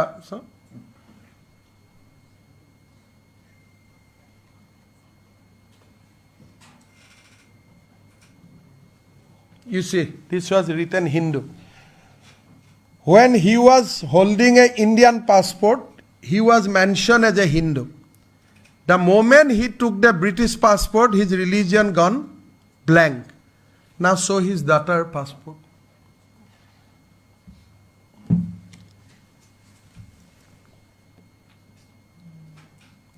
The family has 4, 3 people having British passport. He is the lone Indian citizen. Saritar family, 3 jone British passport ase, ejon Indian citizen hoy ase. 4 joner bhitor 2 jon Christian, ejon blank aru ejon Hindu. Who will be our chief minister?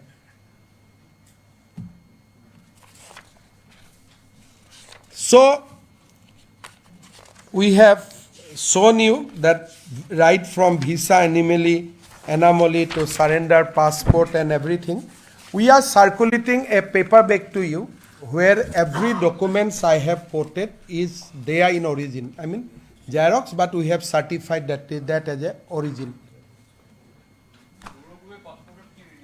Gaurav Gogoi passport or Hindu. He is the in his home, he will be always in minority. Any motion he cannot pass. He will not be able to pass. So, in parliament also he will be always with the minority, and home also he will be always in minority. No. So, paper back to DD was okay. So, this documentation, as you know, that Assam government has a limitation.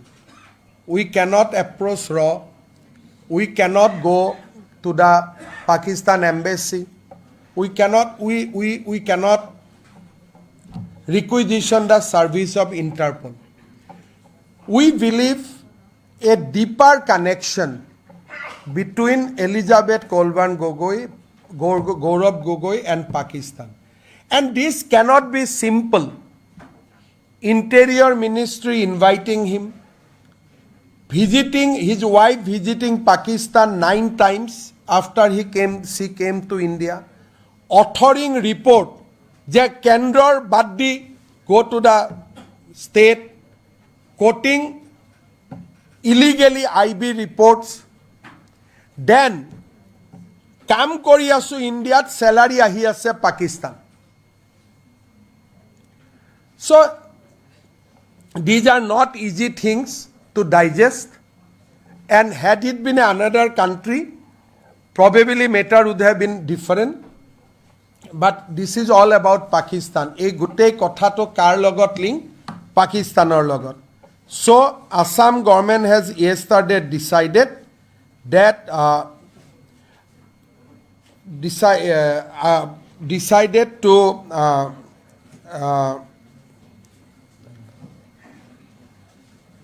hand over the case to the MHA, Ministry of Home Affairs, aru Ministry of Home Affairs ok ami request korim to push for appropriate investigation, and ji result ahe ami result khinik raijor agot janaboloi bhal pam. So we recommended a national level proof. Yesterday cabinet has passed. So I am open to any question. Prior to 2014. Ek minute, one by one. Prior to 2014, there must be someone very higher ups who might have been involved. You know, like otherwise these informations, such classified informations. So you see, FCRA clearance for Pakistani donation. It is not a easy things to happen in India. So I have every reason to believe that in between 2011 to 14, there must be another handler. Apart from Ali Tokir and Elizabeth, there must be another guy who is connected to the higher up, because I can vouch getting Pakistani FCRA, Pakistani donation in India, it is a simply impossible thing. ভাৰতবৰ্ষত পাকিস্তানৰ NGO টকা দান কৰিব it can be rotated through British or America. But directly Islamabad to Delhi, Toka government of India will allow. It cannot happen until and unless somebody is there who is very close to the then establishment.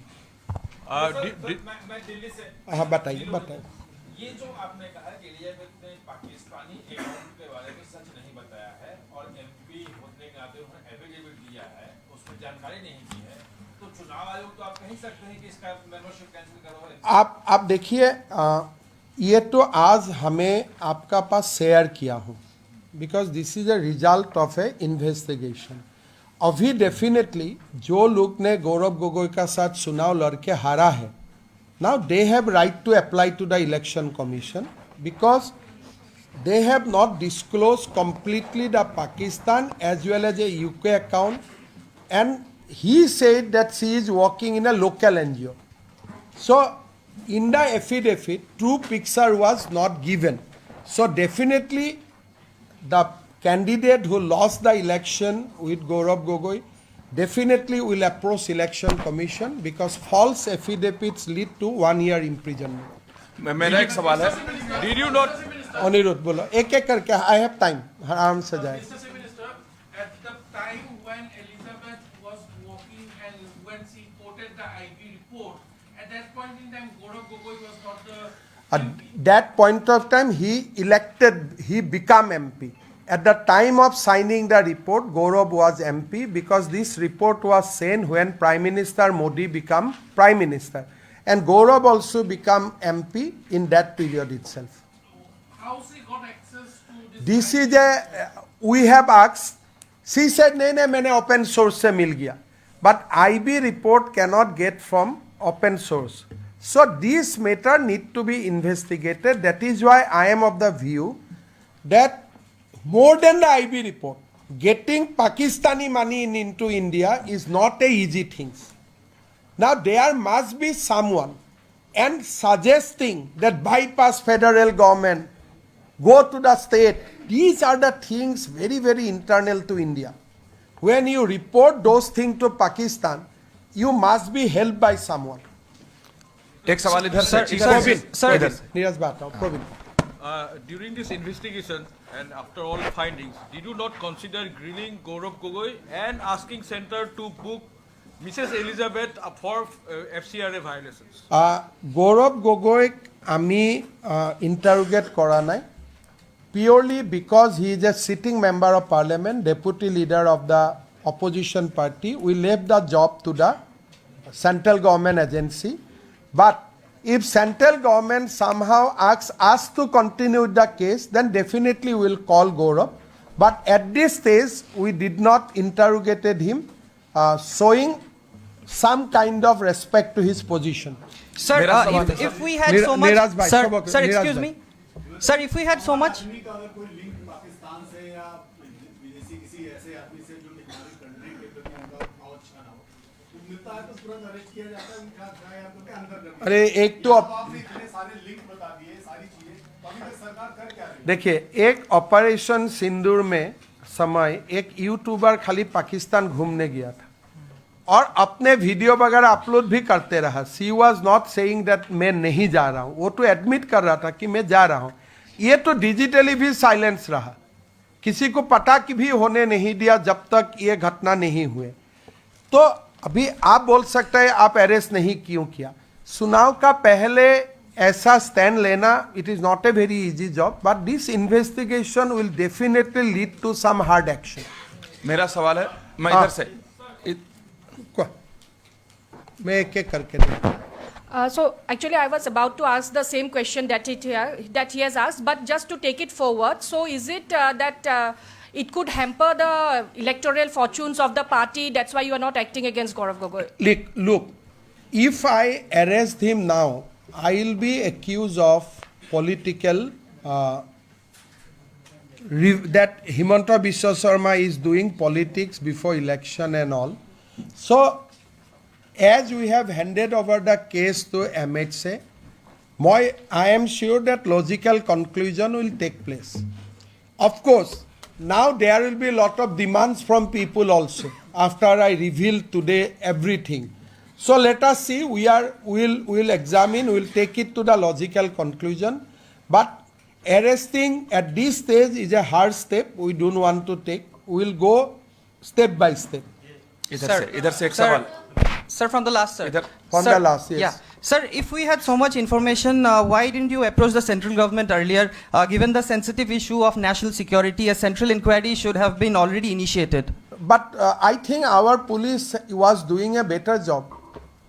So state police was doing a better job. Can you imagine any other state police to get hold of those such documents? Can you imagine anybody will get the Gaurav Gogoi's passport without interrogating him? So you must compliment SIT of Assam for a finer level of inquiry. Gaurav Gogoi's pocket of thoka passport we accessed it. So it is not a easy things. Amar Assam Police or SIT bahut korise. But to take to the next stage, once we examined the report in cabinet yesterday, we found that यहाँ से आगे हमें नहीं करना चाहिए, central government को देना चाहिए. So yesterday cabinet in its wisdom to take a decision to refer the matter to the central government. But SIT has also recommended under what section we could have filed such sheet. So those are also there. When you see the report, we are going to give you the copy. They have already recommended the actions that under this section we can file search sheet against Gaurav Gogoi, Kolvan and Ali Toki. But we need a higher level of inquiry because you see, if from India he is going to Pakistan, we can capture. But if that lady has visited Pakistan from London, we cannot capture. Aji apnaluke sabo, Elizabeth Kolban Gogoi visited Pakistan 9 times from India. But how many times she visited Pakistan from London, that our system do not support. That we have to take it from Interpol. Because our system, our computer, our system can only track if you are leaving from a station of India. Etia apuni jodi aji, say moi as a individual, moi jodi aji America golu, America pra jodi moi Pakistan golu. Muk India cannot track me. Simply I have to say my passport is lost. The stamp will be erased. So, Interpol or other international agencies' help is required. That is why Cabinet in its wisdom has decided to refer the matter. But otherwise also we have material to search him. Sir, नमस्कार, मैं NDTV से. Sir, जिस तरीके से हम सभी जानते हैं गौरव गोगोई का क्या कांग्रेस पार्टी में क्या दर्जा है, जिस तरीके आपके इन्वेस्टिगेशन दर्शा रहा है और जो समय की आप बात कर रहे हैं, क्या आपको लगता है कि ये कांग्रेस हाईकमांड जिसके साथ उनका करीबी रिश्ता है और उस तथा जो सरकार थी, ये सब जानबूझकर चुप रहा या फिर वो शील्ड कर रहे थे गौरव गोगोई को? आप देखिए, if you compare Gaurav episode with Gandhi family, after Rajiv Gandhi became MP, Sonia Gandhi became Indian citizen. So I do not appreciate Gandhi family, but I want to draw two comparisons. Rajiv Gandhi did not allow Rahul and Priyanka to be citizens of Italy. Rahul Gandhi, Priyanka Gandhi, Rajiv Gandhi, Rahul Gandhi, Priyanka Gandhi, Indian citizen kori rakhisile.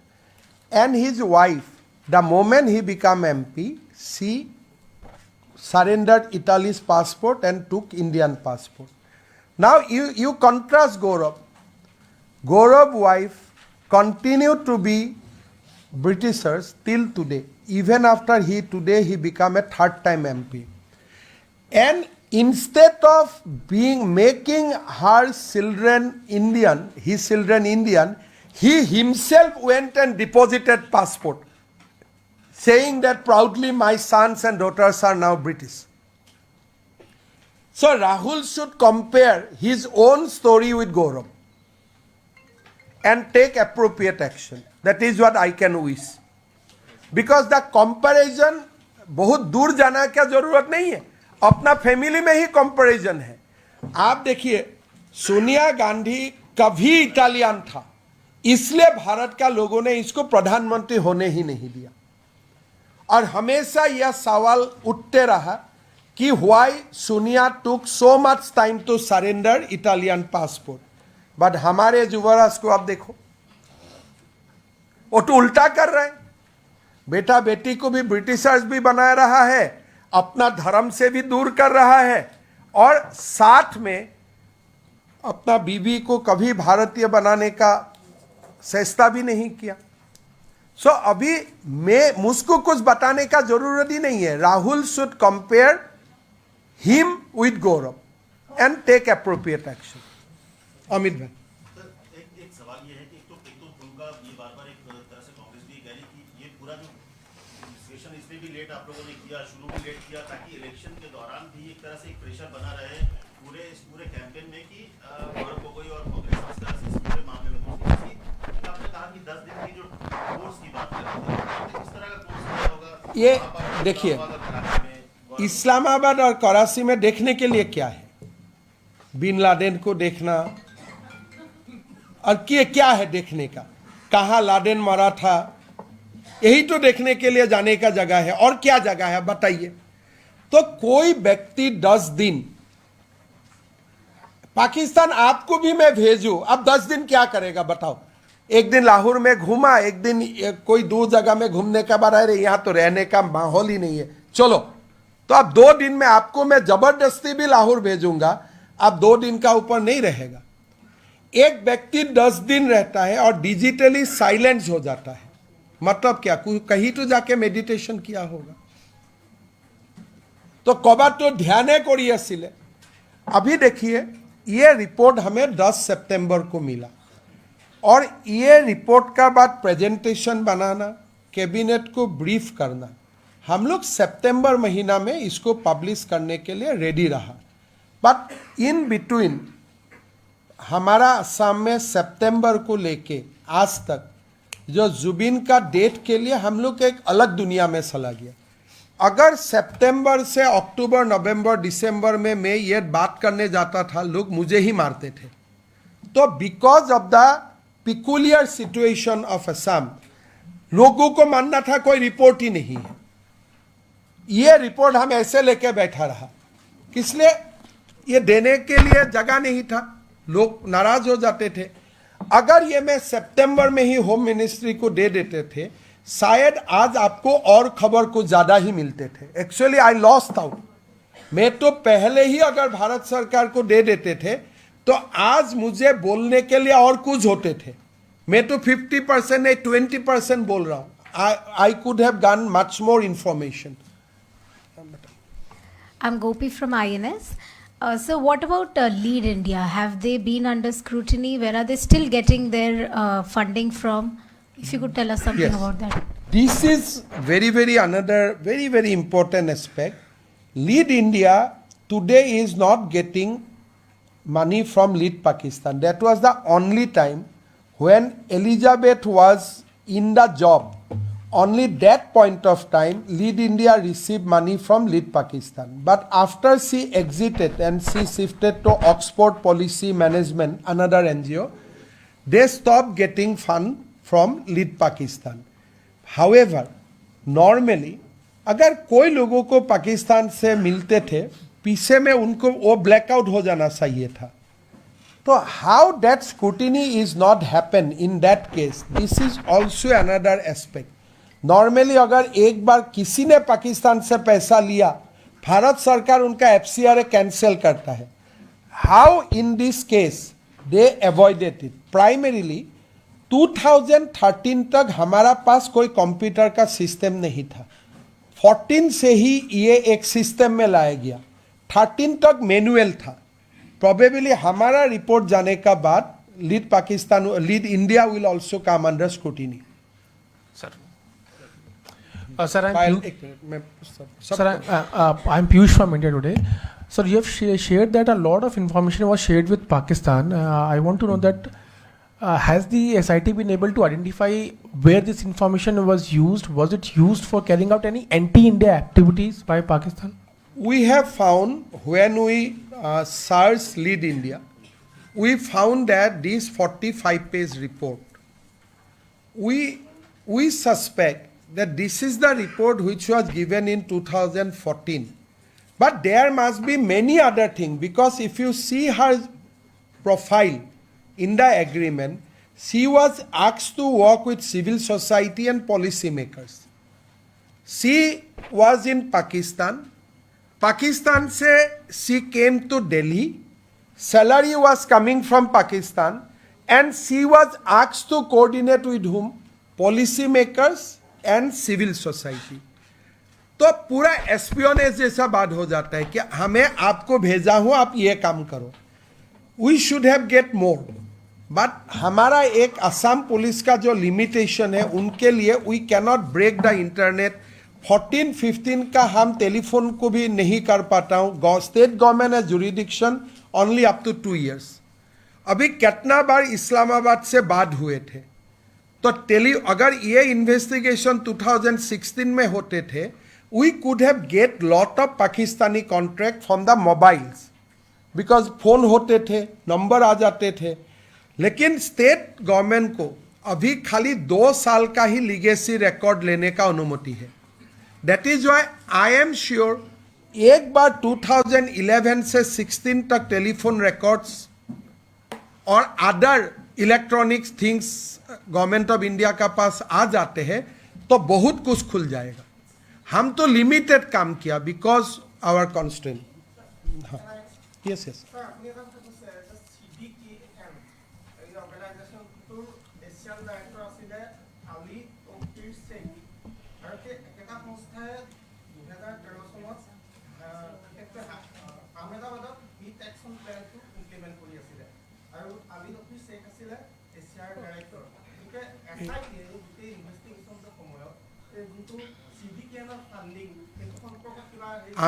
we are concerned with Lead Pakistan and Lead India. CDKN is a organization jar Britishতো headquarter আছে. এতিয়া আজি যদি মই এই ঘটনাটো নাজানিলোহেঁতেন, যোৱাকালি যদি মোৰ ওচৰত এনেকুৱা প্ৰপ'জেল আহিলেহেঁতেন যে গুৱাহাটীৰ ৱেষ্টটো আমি ক্লিন কৰি দিম, মইতো তেওঁক লৈ ল'লোহেঁতেন. Until unless somebody points out, তো মই কেনেকৈ গম পাম? কালিলৈকেতো মইতো গৌৰৱ গগৈৰ বিয়া ময়ে খাব গৈছোঁ, এলিজাবেথৰ বিয়াটো ময়ে খাব গৈছোঁ. আজিৰ পৰা যদি কোনোবাই লয়, হি ইজ এ ছাছপেক্ট. কিন্তু যেতিয়া they were looking like a very honest people who knows the behind the story. আজি যদি মোৰ তাত জাৰ্মানীৰ পৰা এটা কোম্পানী আহে, মোক কয় যে মই গোটেই গুৱাহাটীখন এনেকৈ চাফা কৰি দিম, তো মইতো I am just a commissioner of a municipal corporation. Why I will not take their advice if their project is good. But till 2013 as I ton U, কোনোবা এজন চেণ্ট্ৰেল গভৰ্ণমেণ্টৰ মানুহে তেওঁলোকক হেল্প কৰি আছিল, যাৰ কাৰণে তেওঁলোকৰ ওপৰত নিগেটিভ ৰিপৰ্ট IB এ পঠুৱাই নাছিলে. দিছ হেপেন ইন 2013, নট 2014. 2013ত দিল্লীৰ পৰা IBৰ পৰা এই গোটেই ঘটনাবিলাকটো উল্টাই তেওঁলোকক ছাপোৰ্ট কৰি আছিলে, যে গোটেইবিলাকক ছাপোৰ্ট কৰি আছিলে. নহ'লে পাকিস্তানৰ পৰা পইচা অহা দিনাখনে এৰেষ্ট হ'ব লাগিছিলে, তো এৰেষ্টটো নহ'ল. গতিকে সেইকাৰণে যিটো আপোনালোকে কিবা আহমেদাবাদৰ প্ৰতিদিনে ষ্টৰি এটা কৰা মই গম পাওঁ, বাট মই ভাবোঁ জিন্তু গগৈৰ বলিদানৰ ফালে চাই আমি এইবিলাকত নোযোৱাই ভাল. কিয়? পাকিস্তান আমাৰ চিৰবৈৰী, আৰু পাকিস্তানৰ ঘটনা শুনাৰ পিছত অমুকেও দিছিল, তমুকেও দিছিল, তমুকেও কৰিছিল, তমুকে কিবা কৰিলে বুলি আমি কৰিম নেকি? তো মই ভাবোঁ যে এইটো এটা বৃথা প্ৰচেষ্টা. মানুহৰ ৰন্ধে ৰন্ধে এণ্টি পাকিস্তানী সোমাই আছে. গতিকে কোনোবাই যদি ভাবে যে ইণ্টেৰিয়ৰ মিনিষ্ট্ৰীৰ ইনভাইটেশ্যনত যোৱা মানুহজনকো মই পাকে পকাৰে বচাব চেষ্টা কৰিম, মই ভাবোঁ মানুহে চাই থাকিব. Sir, Payal, you're from Network 18. पायल में आता हाँ.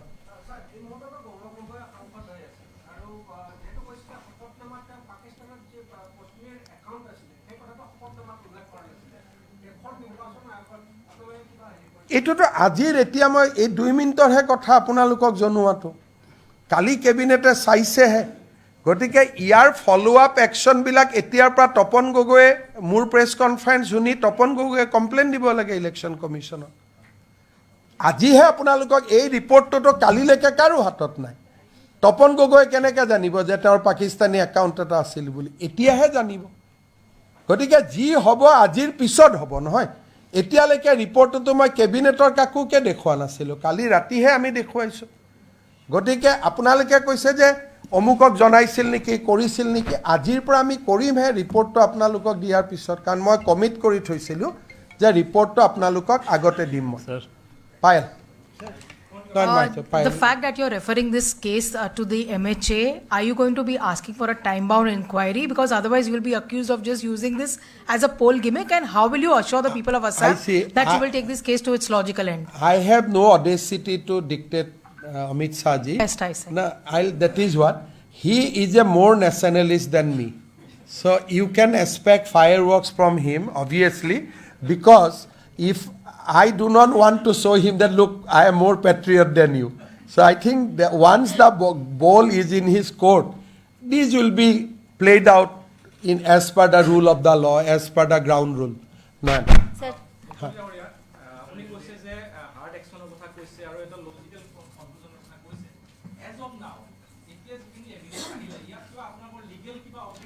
ইয়াত আমি সেকশনবিলাক ৰিপৰ্টটো দেখিলে পাব যে কোনকেইটা সেকশনত আজিও আমি বুক কৰিব পাৰোঁ কিয় কৰা নাই কাৰণ আজি যদি কৰোঁ আধা হৈ থাকিব নহয় মইতো বাৰে বাৰে কৈছোঁ যে এই ইনভেষ্টিগেশ্যনটো অসম পুলিচে কৰা বস্তু নহয় আমিতো ধন্যবাদ দিব লাগিব যে অসম পুলিচে ইমানটো কৰিলে যেনেকৈ আপোনালোকে যিকোনো ইনভেষ্টিগেশ্যন এটা CBIক দিব দাবী নকৰে জানো যে অসম পুলিচে এটা অলপ দিন কৰাৰ পিছত আপোনালোকে কি দাবী কৰে যে CBIক দিব লাগে সো আজি মই CBIক দিছোঁ বা NIক দিছোঁ এটোতো আদৰণীহে জনাব লাগে because they will give a proper charge sheet তেওঁলোকৰ লগত মই মেইন আমাৰ অসুবিধাটো কি মই আকৌ এবাৰ কৈছোঁ ৰাজ্য চৰকাৰে 2 বছৰলৈকেহে টেলিফোনৰ ডেটা ল'ব পাৰে কিন্তু গৌৰৱ গগৈ লাহোৰত যোৱাৰ আগতে টেলিফোনত কাৰ লগত কথা হৈছিল এলিজাবেথে কাৰ লগত কথা পাতিছিলে সেইকিদিন তেওঁ দিল্লীত কাৰ লগত কথা পাতি আছিলে ৰাজ্য পুলিচে ইয়াক উলিয়াব নোৱাৰে কাৰণ আমাক কোৱা হৈছে যে 2 বছৰতকৈ অধিক লিগেসি ডাটা ষ্টেটে ল'ব নোৱাৰে সো সেন্ট্ৰেল গভৰ্ণমেণ্টেহি এইটো লিগেসি ডাটা ল'ব পাৰে সেইকাৰণে আজি যদি মই চাৰ্জ শ্বীট দিওঁ ইট উইল বি 25% ভাৰত চৰকাৰে চাৰ্জ শ্বীট দিলে it will B 100%. Sir, Shalini from ANI. Sir, I'll coming. Shalini, I'm coming just. Vikas Chandra news nation से मेरा सवाल है कि जो असम पुलिस की फाइंडिंग है उसमें आया है कि वो पाकिस्तान गए जाने का हम रिलेशन करने तो गए नहीं होंगे आए वो सांसद बन गए उसके बाद उन्होंने कई सारे सवाल पूछे जो बहुत ही संवेदनशील थे सेना से जुड़े हुए थे न्यूक्लियर प्लांट से जुड़े हुए थे तो क्या वहां से आने के बाद वो पाकिस्तानी एजेंट की तरह से काम कर रहे थे मेरा लगता है अनलेस गौरव गोगोई डिनाई इसमें 2 बातें होते हैं अगर काल गौरव गोगोई बता देते हैं कि मैं पहला दिन कराची फोर्ट गया था सेकेंड डे में जिन्ना का ये देखने गया थर्ड डे में वो फलाना मंदिर को देखने गया ऐसे अगर वो विथ फोटोग्राफ बता देते हैं उनका 10 दिन का जर्नी तब तो मैं ये सब नहीं बोलूँगा कि वो पाकिस्तान का जासूस है वगैरह है लेकिन वो कुछ नहीं बताएगा तब तो आंसर क्या होगा तो 10 दिन जरूर आप कुछ ट्रेनिंग किया होगा नहीं तो ये सारे क्वेश्चन आपका दिमाग में कैसे आया being the first time MP तो the ball is in Gaurav Gogoi's court not in my court तो गौरव गोगोई को बताना है 10 दिन मिनिस्ट्री ऑफ इंटीरियर का आतिथ्य में आप कहाँ कहाँ गए थे बिकॉज मैं तो लेटर भी आपको दिखा दिया now it is Gaurav Who has to answer कि मैं 10 दिन कहाँ था ये मैं तो नहीं बताऊंगा लेकिन वो नहीं बताएगा तो मैं क्या बताऊंगा भाई तुम ट्रेनिंग करने गया था इसलिए तुम नहीं बता रहे सो ball is in his court अभी 3 बजे आप लोगों को बुला के बोलना चाहिए था कि 10 दिन में इधर गया था तो अब मैं उनको कोई आरोप नहीं लगाऊंगा लेकिन अभी उनका ऊपर ये पूरा responsibility goes to him to explain his visit.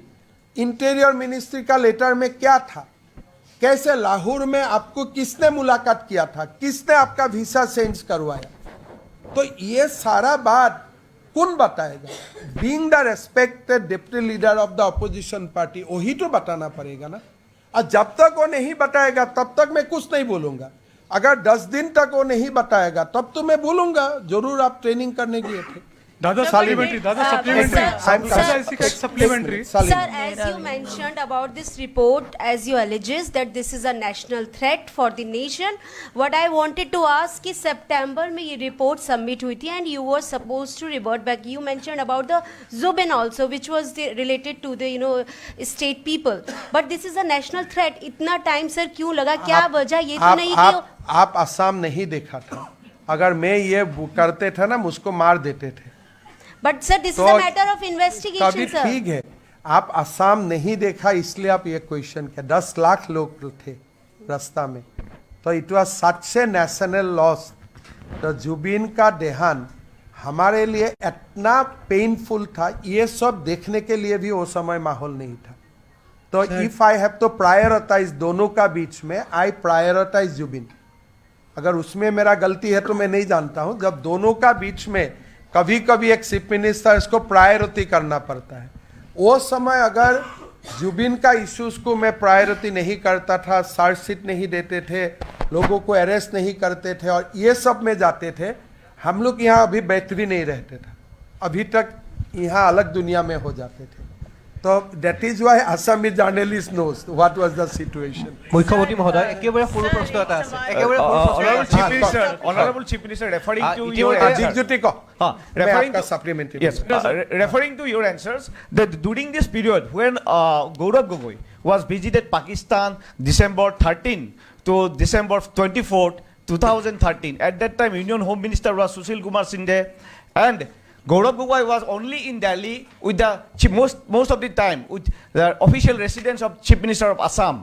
So how do you think that during that time the Home Ministry, both the state government as well as center, they have been failed to track the movement of son of a Chief Minister? At that time he was not MP. Yes. Simple thing that these people could not get Pakistani donation without support of somebody in Delhi. अगर एक CM का बेटा पाकिस्तान जाते थे, ये you cannot say that it can go like that, because जब अटारी border में पास हुए थे उनका पासपोर्ट का डॉक्यूमेंटेशन भी हुए थे. IB should have got the alert और उनको आने का बाद पूछना चाहिए था. लेकिन ये जे गोटे कामबिलाक নহল, that is why we feel that there is some other actor also who was protecting these people. নহলে পাকিস্তানৰ পৰা ইণ্ডিয়াত যদি আজি আপোনালোকৰ একাউণ্টত 10 টকাও আহে পাকিস্তানৰ পৰা, you will be summoned next day by the police because it is immediately tracked.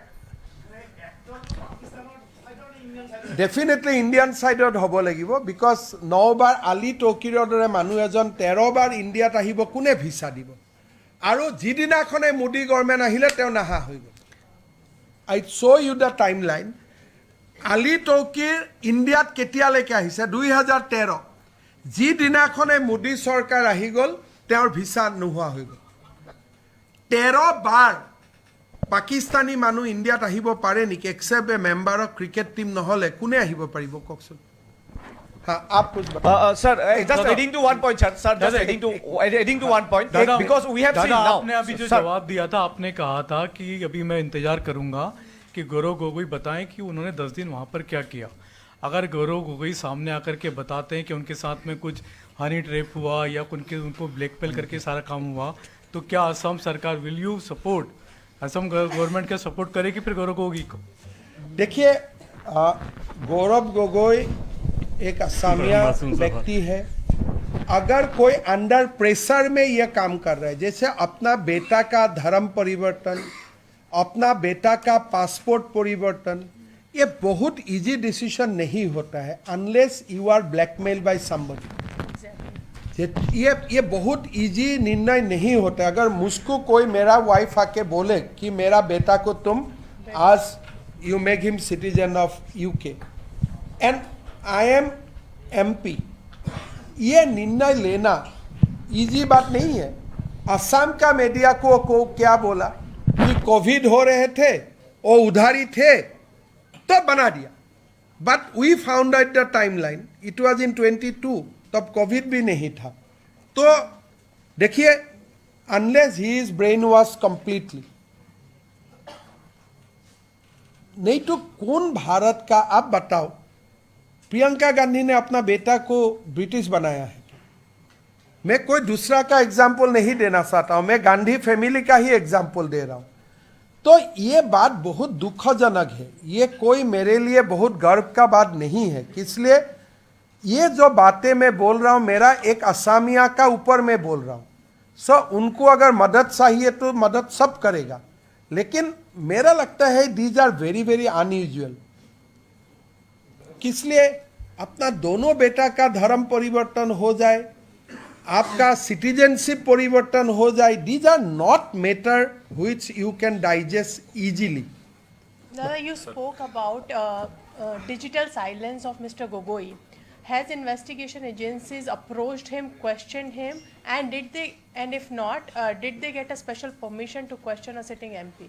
We do not require any permission from anybody, but on our own, we have not interrogated Gaurav Gogoi. We have interrogated his wife in his own residence.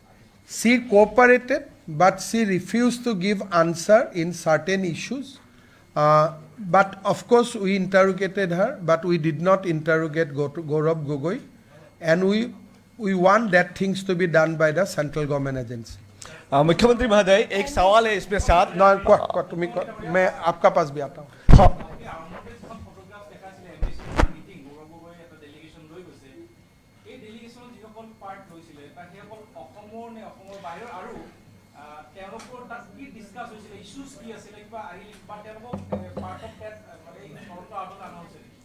এই ফটোখনত থকা যিজন organiser আছিলে, ৰজি নামটো কি আছিল? তো গৌৰৱ Dasgupta was another organizer. We interrogated him and he said that this was completely brainchild of Gaurav Gogoi. The co-organizer Gaurav Dasgupta, we interrogated him and we asked Gaurav Dasgupta names of the other children, but he said that मैं भूल गया. So we put him under lot of interrogation, but he did not disclose all the names. But basically he said that Gaurav लेके गया हम लोगों. Issues वही, मतलब गौरव दासगुप्ता का स्टेटमेंट है हमारा पास, आपको मैं दे दूंगा क्या लिखा है. स्टेटमेंट आसे ना गौरव दासगुप्ता, हाँ, तो that we can make available to you. Sir इधर ले रहे सर, आपकी एसआईटी रिपोर्ट देख के लग रहा है कि एसआईटी ने तो फैंटास्टिक काम किया है, लेकिन आप जो कह रहे हैं, जैसे सितंबर में रिपोर्ट आ गई, तब पेंडिंग रखा गया क्योंकि जो कि अनडाउटेडली नेशनल लॉस था, लेकिन एक मुख्यमंत्री कैसे ये कह सकते हैं कि नेशनल इंटरेस्ट का इतना सीरियस इशू, सुन लीजिए सर, लेट मी कंप्लीट, उसको तब पेंडिंग रखा, गौरव गोगोई से इंटरोगेट नहीं हुआ, उनकी वाइफ से ठीक से कॉपरेशन नहीं करी है, ठीक से पूछताछ नहीं हुई, और अब इलेक्शन के ऑप्टिक्स से देख रहे हैं कि इलेक्शन के लिए खराब हो जाएगा. आप देखिए, वो समय करने का कोई माहौल ही नहीं था सामने. आप आज इस सिचुएशन को आप एनालाइज भी नहीं कर सकता है. वो समय अगर ये सब मैं करने जाता था, जो हालत होते थे असम को, मैं आपको बता भी नहीं सकता हूँ. Assam has seen something which nation has not seen at all. तो वो समय बाकी सब काम सेकंड में थे, और उसका मतलब वो वाला सिचुएशन और आज का साथ आप लोग बात भी नहीं कर सकते. अगर ये क्वेश्चन आप करते थे ना, वो समय लोग आपका घर में आ जाते थे कि आप ऐसा चाहते उस समय ये सब करें. तो that was a situation which nobody could comprehend, और बहुत ही अलग सिचुएशन थी. और गौरव गोगोई को हम जानबूझ के इंटरोगेट नहीं किया, बिकॉज हमको लगा कि ठीक है, कोई लोग मुझे ये एक्यूज ना करे कि I am getting personal, but हमें जो मिलना था एविडेंस हमारा पास, अदरवाइज भी हमें उनका पासपोर्ट बिना उनको मिल के ही हमारा हाथ में आ गया. हमारा हाथ रास्ता भी था. तो अभी फर्दर इंटरोगेशन तो उनको करना ही पड़ेगा. MHA जो भी एजेंसीज को देगा वो करेगा, हम लोग मदद करेगा. और अगर MHA बोले हमें कि आप ही कर लो, हम भी कर लूँगा, कोई इशू नहीं है करने. लेकिन वो मेरा पास रिपोर्ट 10 सितंबर को ही आ गया था और मैंने ट्वीट भी किया कि मेरा पास रिपोर्ट आ गया है, we are going to disclose next week. Next week में ही घटना घट गया. तो ये दोनों टाइमलाइन ऐसा हो गया, तो इसको मतलब आई कैनॉट प्रीपोन इट. वो मेरा पास परिवेश भी नहीं था. सर স্যাৰ যেহেতু আপোনাৰ সংবাদমেল দি থকাৰ সময়তে গৌৰৱ গগৈ এটা টুইট কৰিছে, আপোনাৰ সংবাদমেলখন ফ্লপ বুলি কৈছে আৰু চি গ্ৰেডৰ চিনেমাতকৈও বেয়া বুলি কৈছে. চাওক, এই শব্দবিলাকে জিন্তু গগৈ তেজৰ মূল্য দিব পাৰিব জানো? এই শব্দবিলাকে কাৰ্গিল যুদ্ধৰ শ্বহীদসকলৰ তেজৰ মূল্য দিব পাৰিব জানো? ফ্লপছু শব্দটো, এই শব্দটো দিয়ে চব হৈ যাব. এই ফ্লপছু বুলি ক'লে আপুনি উৎসাহেৰে মোক সুধিলে, তো যিবিলাকে পাকিস্তানৰ লগত যুদ্ধ কৰি প্ৰতিদিনে মৃত্যুবৰণ কৰি আছে শ্বহীদসকলক, তেওঁলোকৰ পৰিয়ালৰ ওচৰত গৈ গৌৰৱ গগৈয়ে কওক এইটো ফ্লপছু বুলি. কিমান মানুহ মৰিছে পাকিস্তানৰ লগত যুদ্ধত? অসম আৰু ভাৰতীয় সেনা কিমান মৰিছে? দ্য নাম্বাৰ উইল বি মোৰ দেন লাখ. আমাৰ অসমৰ কিমান মানুহে বাংলাদেশৰ সময়ত পাকিস্তানৰ লগত যুদ্ধ কৰি মৰিছে? তেওঁলোকৰ পৰিয়ালৰ আগত গৈ কওক এখন ফ্লপ শ্ব' বুলি. ময়ো যাম কালি পাকিস্তান, আহি কম ফ্লপ শ্ব', আপুনিও যাওক. চ' ইজ ইট এ আনচাৰ? এই আনচাৰটোৱে কি বুজাইছে? যে তহঁতি মোক একো কৰিব নোৱাৰ, মই বুঢ়া আঙুলি দেখুৱাই আছোঁ. কাক বুঢ়া আঙুলি দেখুৱাইছে? শ্বহীদসকলক, সেনাবাহিনী, যোনে ডেইলি মৃত্যুবৰণ কৰি আছে. এইটো আমাক ফ্লপছু কোৱা নাই, তেওঁলোকক কৈ আছে. তোমাৰ পৰিবাৰে পাকিস্তানৰ দৰমহা ল'ব, তোমাৰ পৰিয়ালে পাকিস্তানত অহা যোৱা কৰি থাকিব, তুমি 10 দিনলৈকে গৈ তাতে ট্ৰেইনিং ল'বা, ল'ৰা ছোৱালীক বিদেশী কৰিবা, এণ্ড ইটছ ফ্লপছু. তো এনেকুৱা উত্তৰ যদি দিয়ে, সেইজন মানুহৰ পৰা কালি পৰহি কি ক'ব? অসমৰ মুখ্যমন্ত্ৰী হ'ব, ইয়াত পাকিস্তানৰ চোৰাংচোৱা ঘূৰি থাকিব, এৰেষ্ট কৰিলে ক'ব ফ্লপছু. SB কি ক'ব? পাকিস্তানৰ চোৰাংচোৱা ঘূৰি থাকিব, একো নক'ব. বিকজ তেওঁৰ ফটো পাকিস্তানে ৰাখি থোৱা নাই বুলি ভাবিছে নেকি? I am concerned with Assam. 10 दिन जेतिया गौरव गोगोई पाकिस्तान में घूमा, किसको मिला किसको नहीं मिला, पाकिस्तान वीडियो करके नहीं रखा है.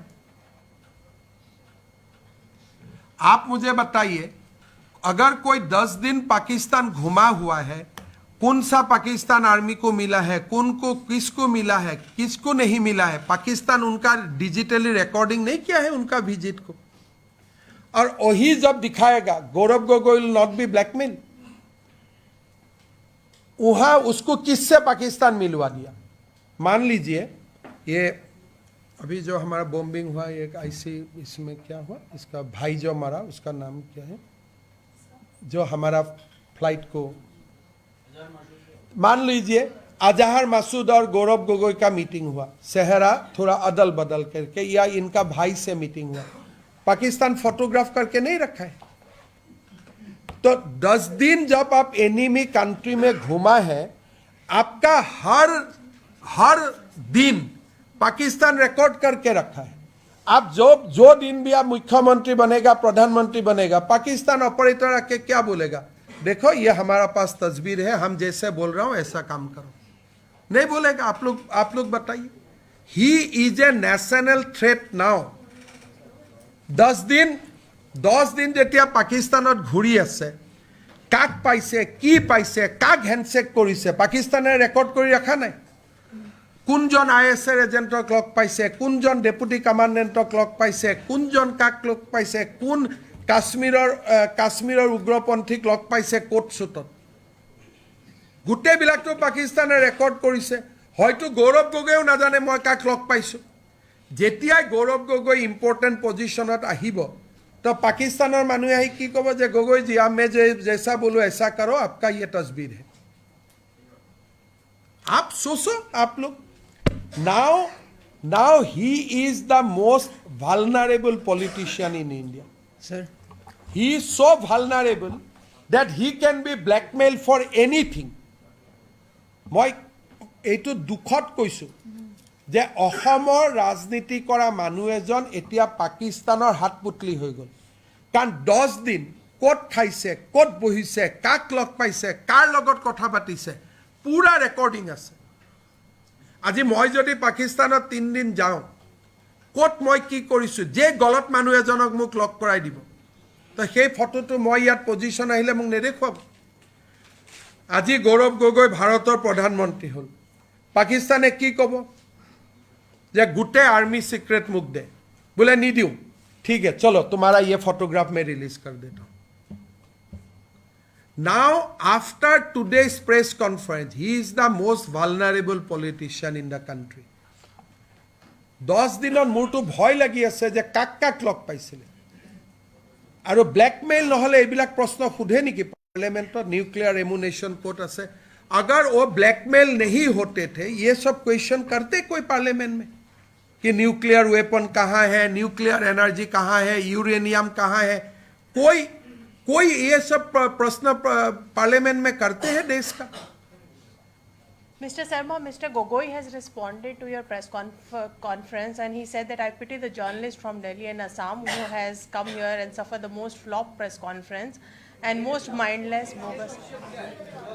तो आप लोगों के लिए दुख कर रहे हैं And to you, for you also saying that this is. तो क्या but he's not आप responding देखो, to the allegation that you have leveled. आप देखो इस व्यक्ति का देखो ये तो क्या बोल रहे हैं, आप जर्नलिस्ट के लिए दुख कर रहे हैं। तो क्या बात है, जर्नलिस्ट पार्लियामेंट में बाइट लेने के लिए 8-8 घंटा बाहर खड़ा रहते, ये आपका जॉब होते हैं। तो अभी क्या आंसर दे रहे हैं, आप लोगों के लिए वो दुख कर रहे हैं, तो आप ही डिसाइड करो आप लोग दुख का पात्र है कि But नहीं। definitely dodging all your questions, not responding to He your cannot, because I have documents. How can he deny that he has not gone to Pakistan for 10 days? How can he deny that his visa condition was changed when he was in Pakistan at the behest of Interior Ministry? You must ask this question to Rahul Gandhi tomorrow. दादा गौरव गोगोई ने यह भी कहा है कि जो यात्रा एक निकाल रही है कांग्रेस जिसमें कि 12,000 बीघा से ज्यादा की जमीन जो आपके परिवार आप ने ले लो ना, मैं गौरव गोगोई को डोनेट कर दिया ना, इसलिए बात बोलते हैं देश का सामने। आप बोलिए, मैं आपको बताता हूँ मुख्यमंत्री महोदय, और आपको मैं बताता हूँ, मेरा 12,000 हो या 26,000 हो, तो वो तो भारत का कानून का अंदर ही होगा ना। तो अगर मेरा कोई गलत गया हो, आप जाके PIL डालो ना। मैं तो आज 3 महीना से लड़का रहा हूं कि भाई मेरा एक भी प्रॉपर्टी इलीगल है, आप कोर्ट में जाके डालो मेरा अगेंस्ट पिटीशन। काल मैं डालना जा रहा हूं उनका खिलाफ, तो क्या उनका हिम्मत होगा? तो ये काल ओलू कहां गया? एक ओल्ड एज होम में चला गया, इलीगल है। कोई पागल है ओल्ड एज होम इलीगल होता है? तो ये लोग तो, मैं वो सब में नहीं जाता हूं यार, मैं खराब हूं, चलो मुझे गोली मार दो, फिर भी आप पाकिस्तानी एजेंट बनेगा क्या? तो चलो मेरा पास पैसा है, मुझे हरवा दो सुना में, मार दो मुझे, आई एम रेडी।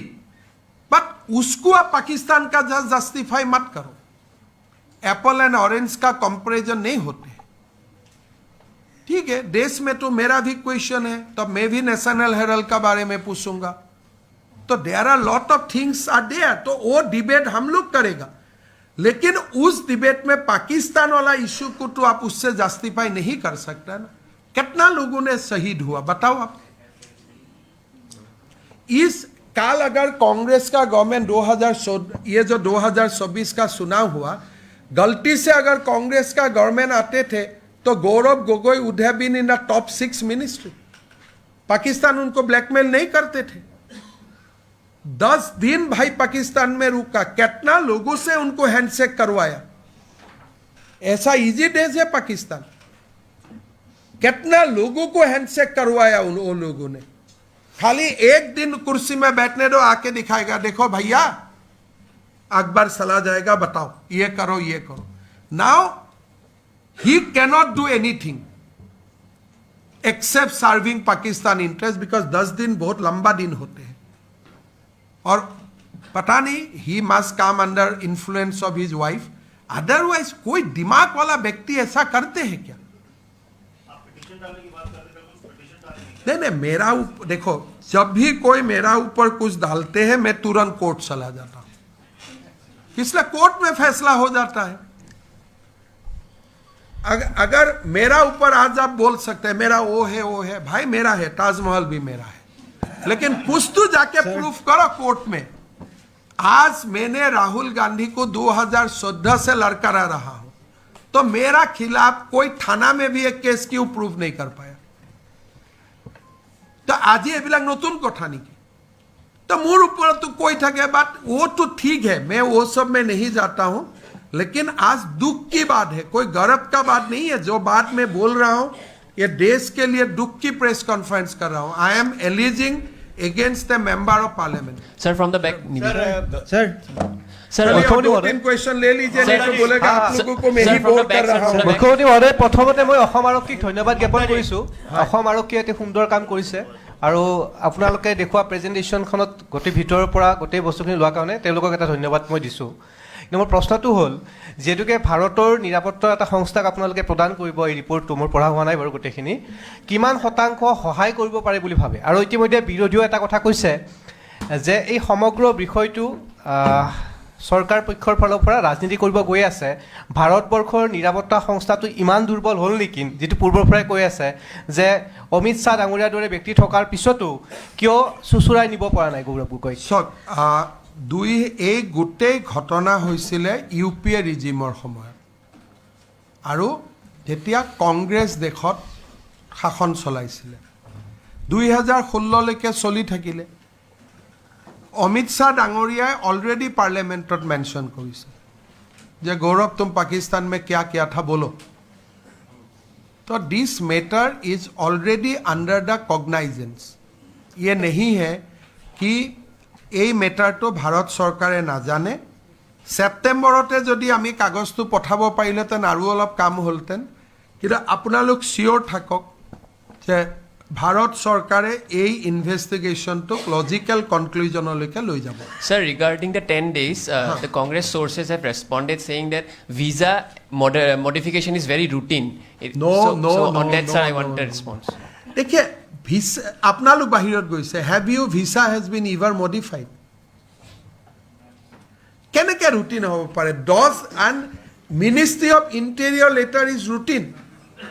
ছাৰ, যদি আপোনালোকক বুৰ্বক বনাই মই ক'ব নোৱাৰোঁ, কিন্তু anybody who has travel outside Assam আজি আমেৰিকাত গ'লে ভিছাটো বদলিব নেকি? Visa change one day at the request, at the behest of Interior Ministry in a enemy country. তাৰমানে enemy country তেওঁৰ কণ্টেক্ট আছে না ভিছা চেঞ্জ কৰিবৰ কাৰণে। I want the name of that contract. अगर তেওঁ মেইল দি চেঞ্জ কৰিছিল, give us the copy of the mail. There is two way. যে মই লাহোৰত গ'লোঁ, মই অসমতে এখন মেইল দি থৈ গৈছিলোঁ, লাহোৰত মোক নিজে নিজে চেঞ্জ হৈ গ'ল, fine, give the copy of this mail. নহ'লে লাহোৰত মোৰ কোনোবা চিনা জানা মানুহ থাকিব যোনে মোক সহায় কৰি দিলে, সেই চিনা জানা মানুহজনৰ কথাইতো সুধি আছে। এইটো ৰুটিন নহয়। এনেই আপোনালোকে চবে চাট জিপিটি কৰক, গ্ৰ'ক কৰক, you see the visa regime between India and Pakistan, most restricted visa regime in the world. Sir, Gaurav Gogoi Twitter.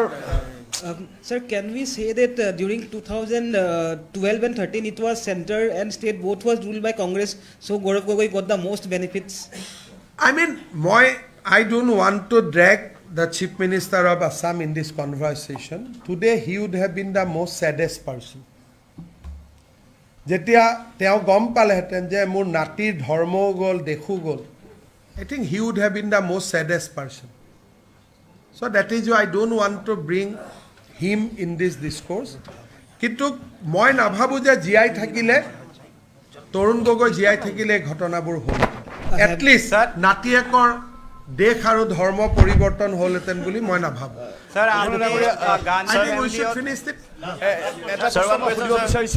I'll take one last question from you, Ravindra bhai, and from back from two. Yeah. First you say. Sir इस समय आपका press meet चल रहा है, गौरव गोगोई का ऊपर इतना बड़ा एलिगेशन आया कि पाकिस्तान में 10 दिन क्या क्या उन्होंने ये डिस्क्लोज करने के सिवाय वो कुछ और ही ट्वीट कर रहे हैं। क्यों वो ट्वीट नहीं कर रहे कि पाकिस्तान में उन्होंने वो 10 दिन क्या किया? I will invoke Captain Jintu Gogoi.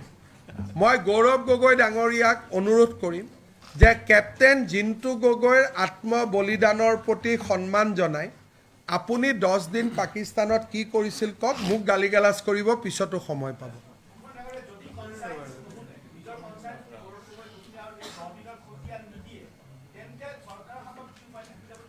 Government of India is very strong. Amit Shah is the strongest Home Minister of the country. Just you believe in him, he will be taken care of. Sir. Now this letter will go. Government of India works in a fashion, so let us send it. Then probably after 10-15 days, I will be able to tell you that what Government of India is doing. Sir. Aravind Sir, पहला तो है कि must appreciate SIT कि उन्होंने Pakistan connection को डिग किया और इतना कुछ लेकर आया। आपने बहुत कुछ इसका जवाब दे दिया। केवल एक सवाल का जानना चाहते हैं कि एक सिटीजन के तौर पर, CM के तौर पर, बीजेपी लीडर के तौर पर, क्या इस पूरे एपिसोड में आप मानते हैं कि ये BNS के 152 जो देशद्रोह ट्रेटर की धारा होती है उसमें पूरी तरह से फिट बैठते हैं गौरव गोगोई एंड उनके फैमिली? क्योंकि संसद में भी ट्रेटर बहुत चल रहा है। अभी जो हमारे रिपोर्ट है उसमें हम लोग ने क्या क्या सेक्शंस इमीडिएटली अट्रैक्ट करता है उसका बारे में हम लोग रिपोर्ट में ही दिया। लेकिन अगर गौरव गोगोई, हमने गौरव गोगोई को क्वेश्चन नहीं किया। If Gaurav Gogoi cannot come out clean on his 10 days visit, I am sure that search for जो राष्ट्रद्रोह का जो अभियोग है वो तो अपने आप ही आ जाएगा। But I do not want to give a comment because मेरा ये मानना है कि 3 बजे गौरव गोगोई आप लोगों को बुलाएगा और जरूर वो पूरा बताएगा 10 दिन क्या हुआ है। तो मैं I want to give a benefit of doubt to Gaurav Gogoi for next 10 days to come clean, नहीं तो मुझे भी बोलना पड़ेगा कि ये देशद्रोही का मामला बनता है। सर मैं नवनीत मिश्रा हूँ राजस्थान पत्रिका से। एलिजाबेथ ने शादी के इतने वर्षों के बाद भी भारतीय नागरिकता नहीं ली, तो वो किस तरह के वीजा पे भारत आती हैं या रहती हैं? और इतने सेंसिटिव चूंकि उनके खिलाफ बहुत सारी चीज़ें हैं, अब SIT ने भी खुलासे किए हैं, तो उनका रिन्यूअल कैसे हो जाता है? देखिए, वो भारत में एक जो भारतीय हस्बैंड होने से उनका वाइफ को एक OCI मिलते हैं, तो उसका दर्जा में वो आ रहा है। तो असम गवर्नमेंट का one of the request will be to the central government, कल कैबिनेट में भी ये पारित हुआ है कि her OCI should be cancel because her presence in India is a detrimental to the national interest of India. तो वो भी रिक्वेस्ट हम करने जा रहा हूँ कि एलिजाबेथ कोलबर्न गोगोई का वीसा कैंसिल होना चाहिए, तो ये भी हम लोग रिक्वेस्ट करूँगा।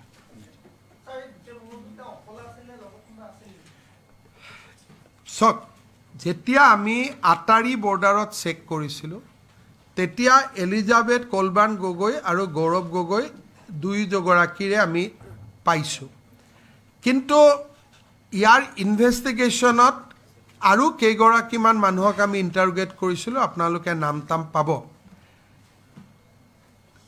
10 দিন পাকিস্তানত একো নাই চাবৰ কাৰণে, আৰু ভিসা তেনেকে কতো চেঞ্জ নহয়। মই সন্দেহ কৰোঁ যে there will be another person in Delhi who was helping them completely, নহ'লে পাকিস্তানৰ এটৰ্নি জেনেৰেল আলী তৌকিৰ শ্বেখ 13 বাৰ ইণ্ডিয়াত অহা, গৌৰৱ গগৈৰ ঘৈণীয়েক 9 বাৰ পাকিস্তানত যোৱা, কোনেও কুৱেশ্যন কৰা নাই আজি ইমান দিনে। So' there must be somebody in Delhi who is supporting them. So এই গোটেইটো এটা সময়তে আমি পাম যদি 2011 পৰা 16 লৈকে we can get electronic evidence. এটা মইতো এইটো ইনকুৱাৰী নিজেও চেছ কৰিব পাৰিলোহেঁতেন যদি ইলেক্ট্ৰনিক এভিডেন্স আমি পালোহেঁতেন, কিন্তু ষ্টেটে অকল 2 বছৰৰ পায়। ছাৰ এই 10 দিনৰ কথাখিনিত আপোনাৰ এছআইটি ইণ্টাৰগেশ্যন কৰিছিল নেকি গৌৰৱ গগৈ বা আচলতে কিয় মই কৰা বাৰে নাছিল? বাৰে কৈছোঁ আমি এলিজাবেথ কলবাৰ্ণ গগৈক ইনকুৱাৰী কৰিছিলোঁ তেওঁক সুধিছিলোঁ যে গৌৰৱ গগৈয়ে কাক কাক লগ পালে আলি তৌকিৰ শ্বেখক লগ পাইছিল নেকি আৰু কাক কাক লগ পাইছিল তেতিয়া এলিজাবেথ কলবাৰ্ণ গগৈ আমাক ক'লে যে মই ৰিপ্লাই নিদিওঁ মানে গৌৰৱ গগৈৰ কথাটো ছাৰ গৌৰৱ গগৈক আমি সোধা পোছা কৰা নাই তেওঁৰ পত্নীক কৰিছিলোঁ যিহেতু পত্নী লগত আছিল পত্নীয়ে ক'লে যে মই এই বিষয়ে আপোনালোকক নকওঁ Honorable Chief Minister, when the national media is here, I just want to say that we have seen July 2024, there's a turmoil in Bangladesh. And since Pakistan is far away from Assam, that in Bangladesh we have seen interference of Pakistan, and they are taking all anti-India stand. Now Pakistani ISI is very active in Bangladesh. Yes. Earlier Pakistan was at a distance from in Assam. Today Pakistan is already at our border. After many years, flight between Bangladesh and Pakistan has opened up. So, even sitting in Assam, we cannot think that one of our member parliament will be subject to blackmail by the Pakistani authority. So, I am praying, আৰু মই প্ৰাৰ্থনা কৰিছোঁ গৌৰৱ গগৈ যে আপুনি 10 দিন ক'ত আছিল কাক লগ পাইছিল কাৰ লগত ফটো উঠিছিল আপুনি প্ৰকাশ কৰক কাৰণ আপোনাকতো মই সংসদো হৰুৱাব নোৱাৰোঁ নগাঁৱত উঠিলে বেলেগ জেগাত উঠিলেতো হৰুৱাব পাৰিম নগাঁৱতো হৰুৱাব নোৱাৰোঁ গতিকে আপুনি এমপিও হৈ থাকিব আৰু দেশৰ প্ৰতি এটা ডাঙৰ বোজ হৈ থাকিব আৰু এই ফ্লপছো টপছো এইবিলাক কথা কৈ লাভ নাই যেতিয়া শহীদৰ কেঁচা তেজ দেশলৈকে উভতি আহে গাঁৱলৈকে উভতি আহে তেতিয়া সেইদিনা মানুহে এইবিলাক ফ্লপছো বুলি নকয় গতিকে মই আশা কৰিম যে তেওঁ ক্লিন হ'ব বহুত বহুত ধন্যবাদ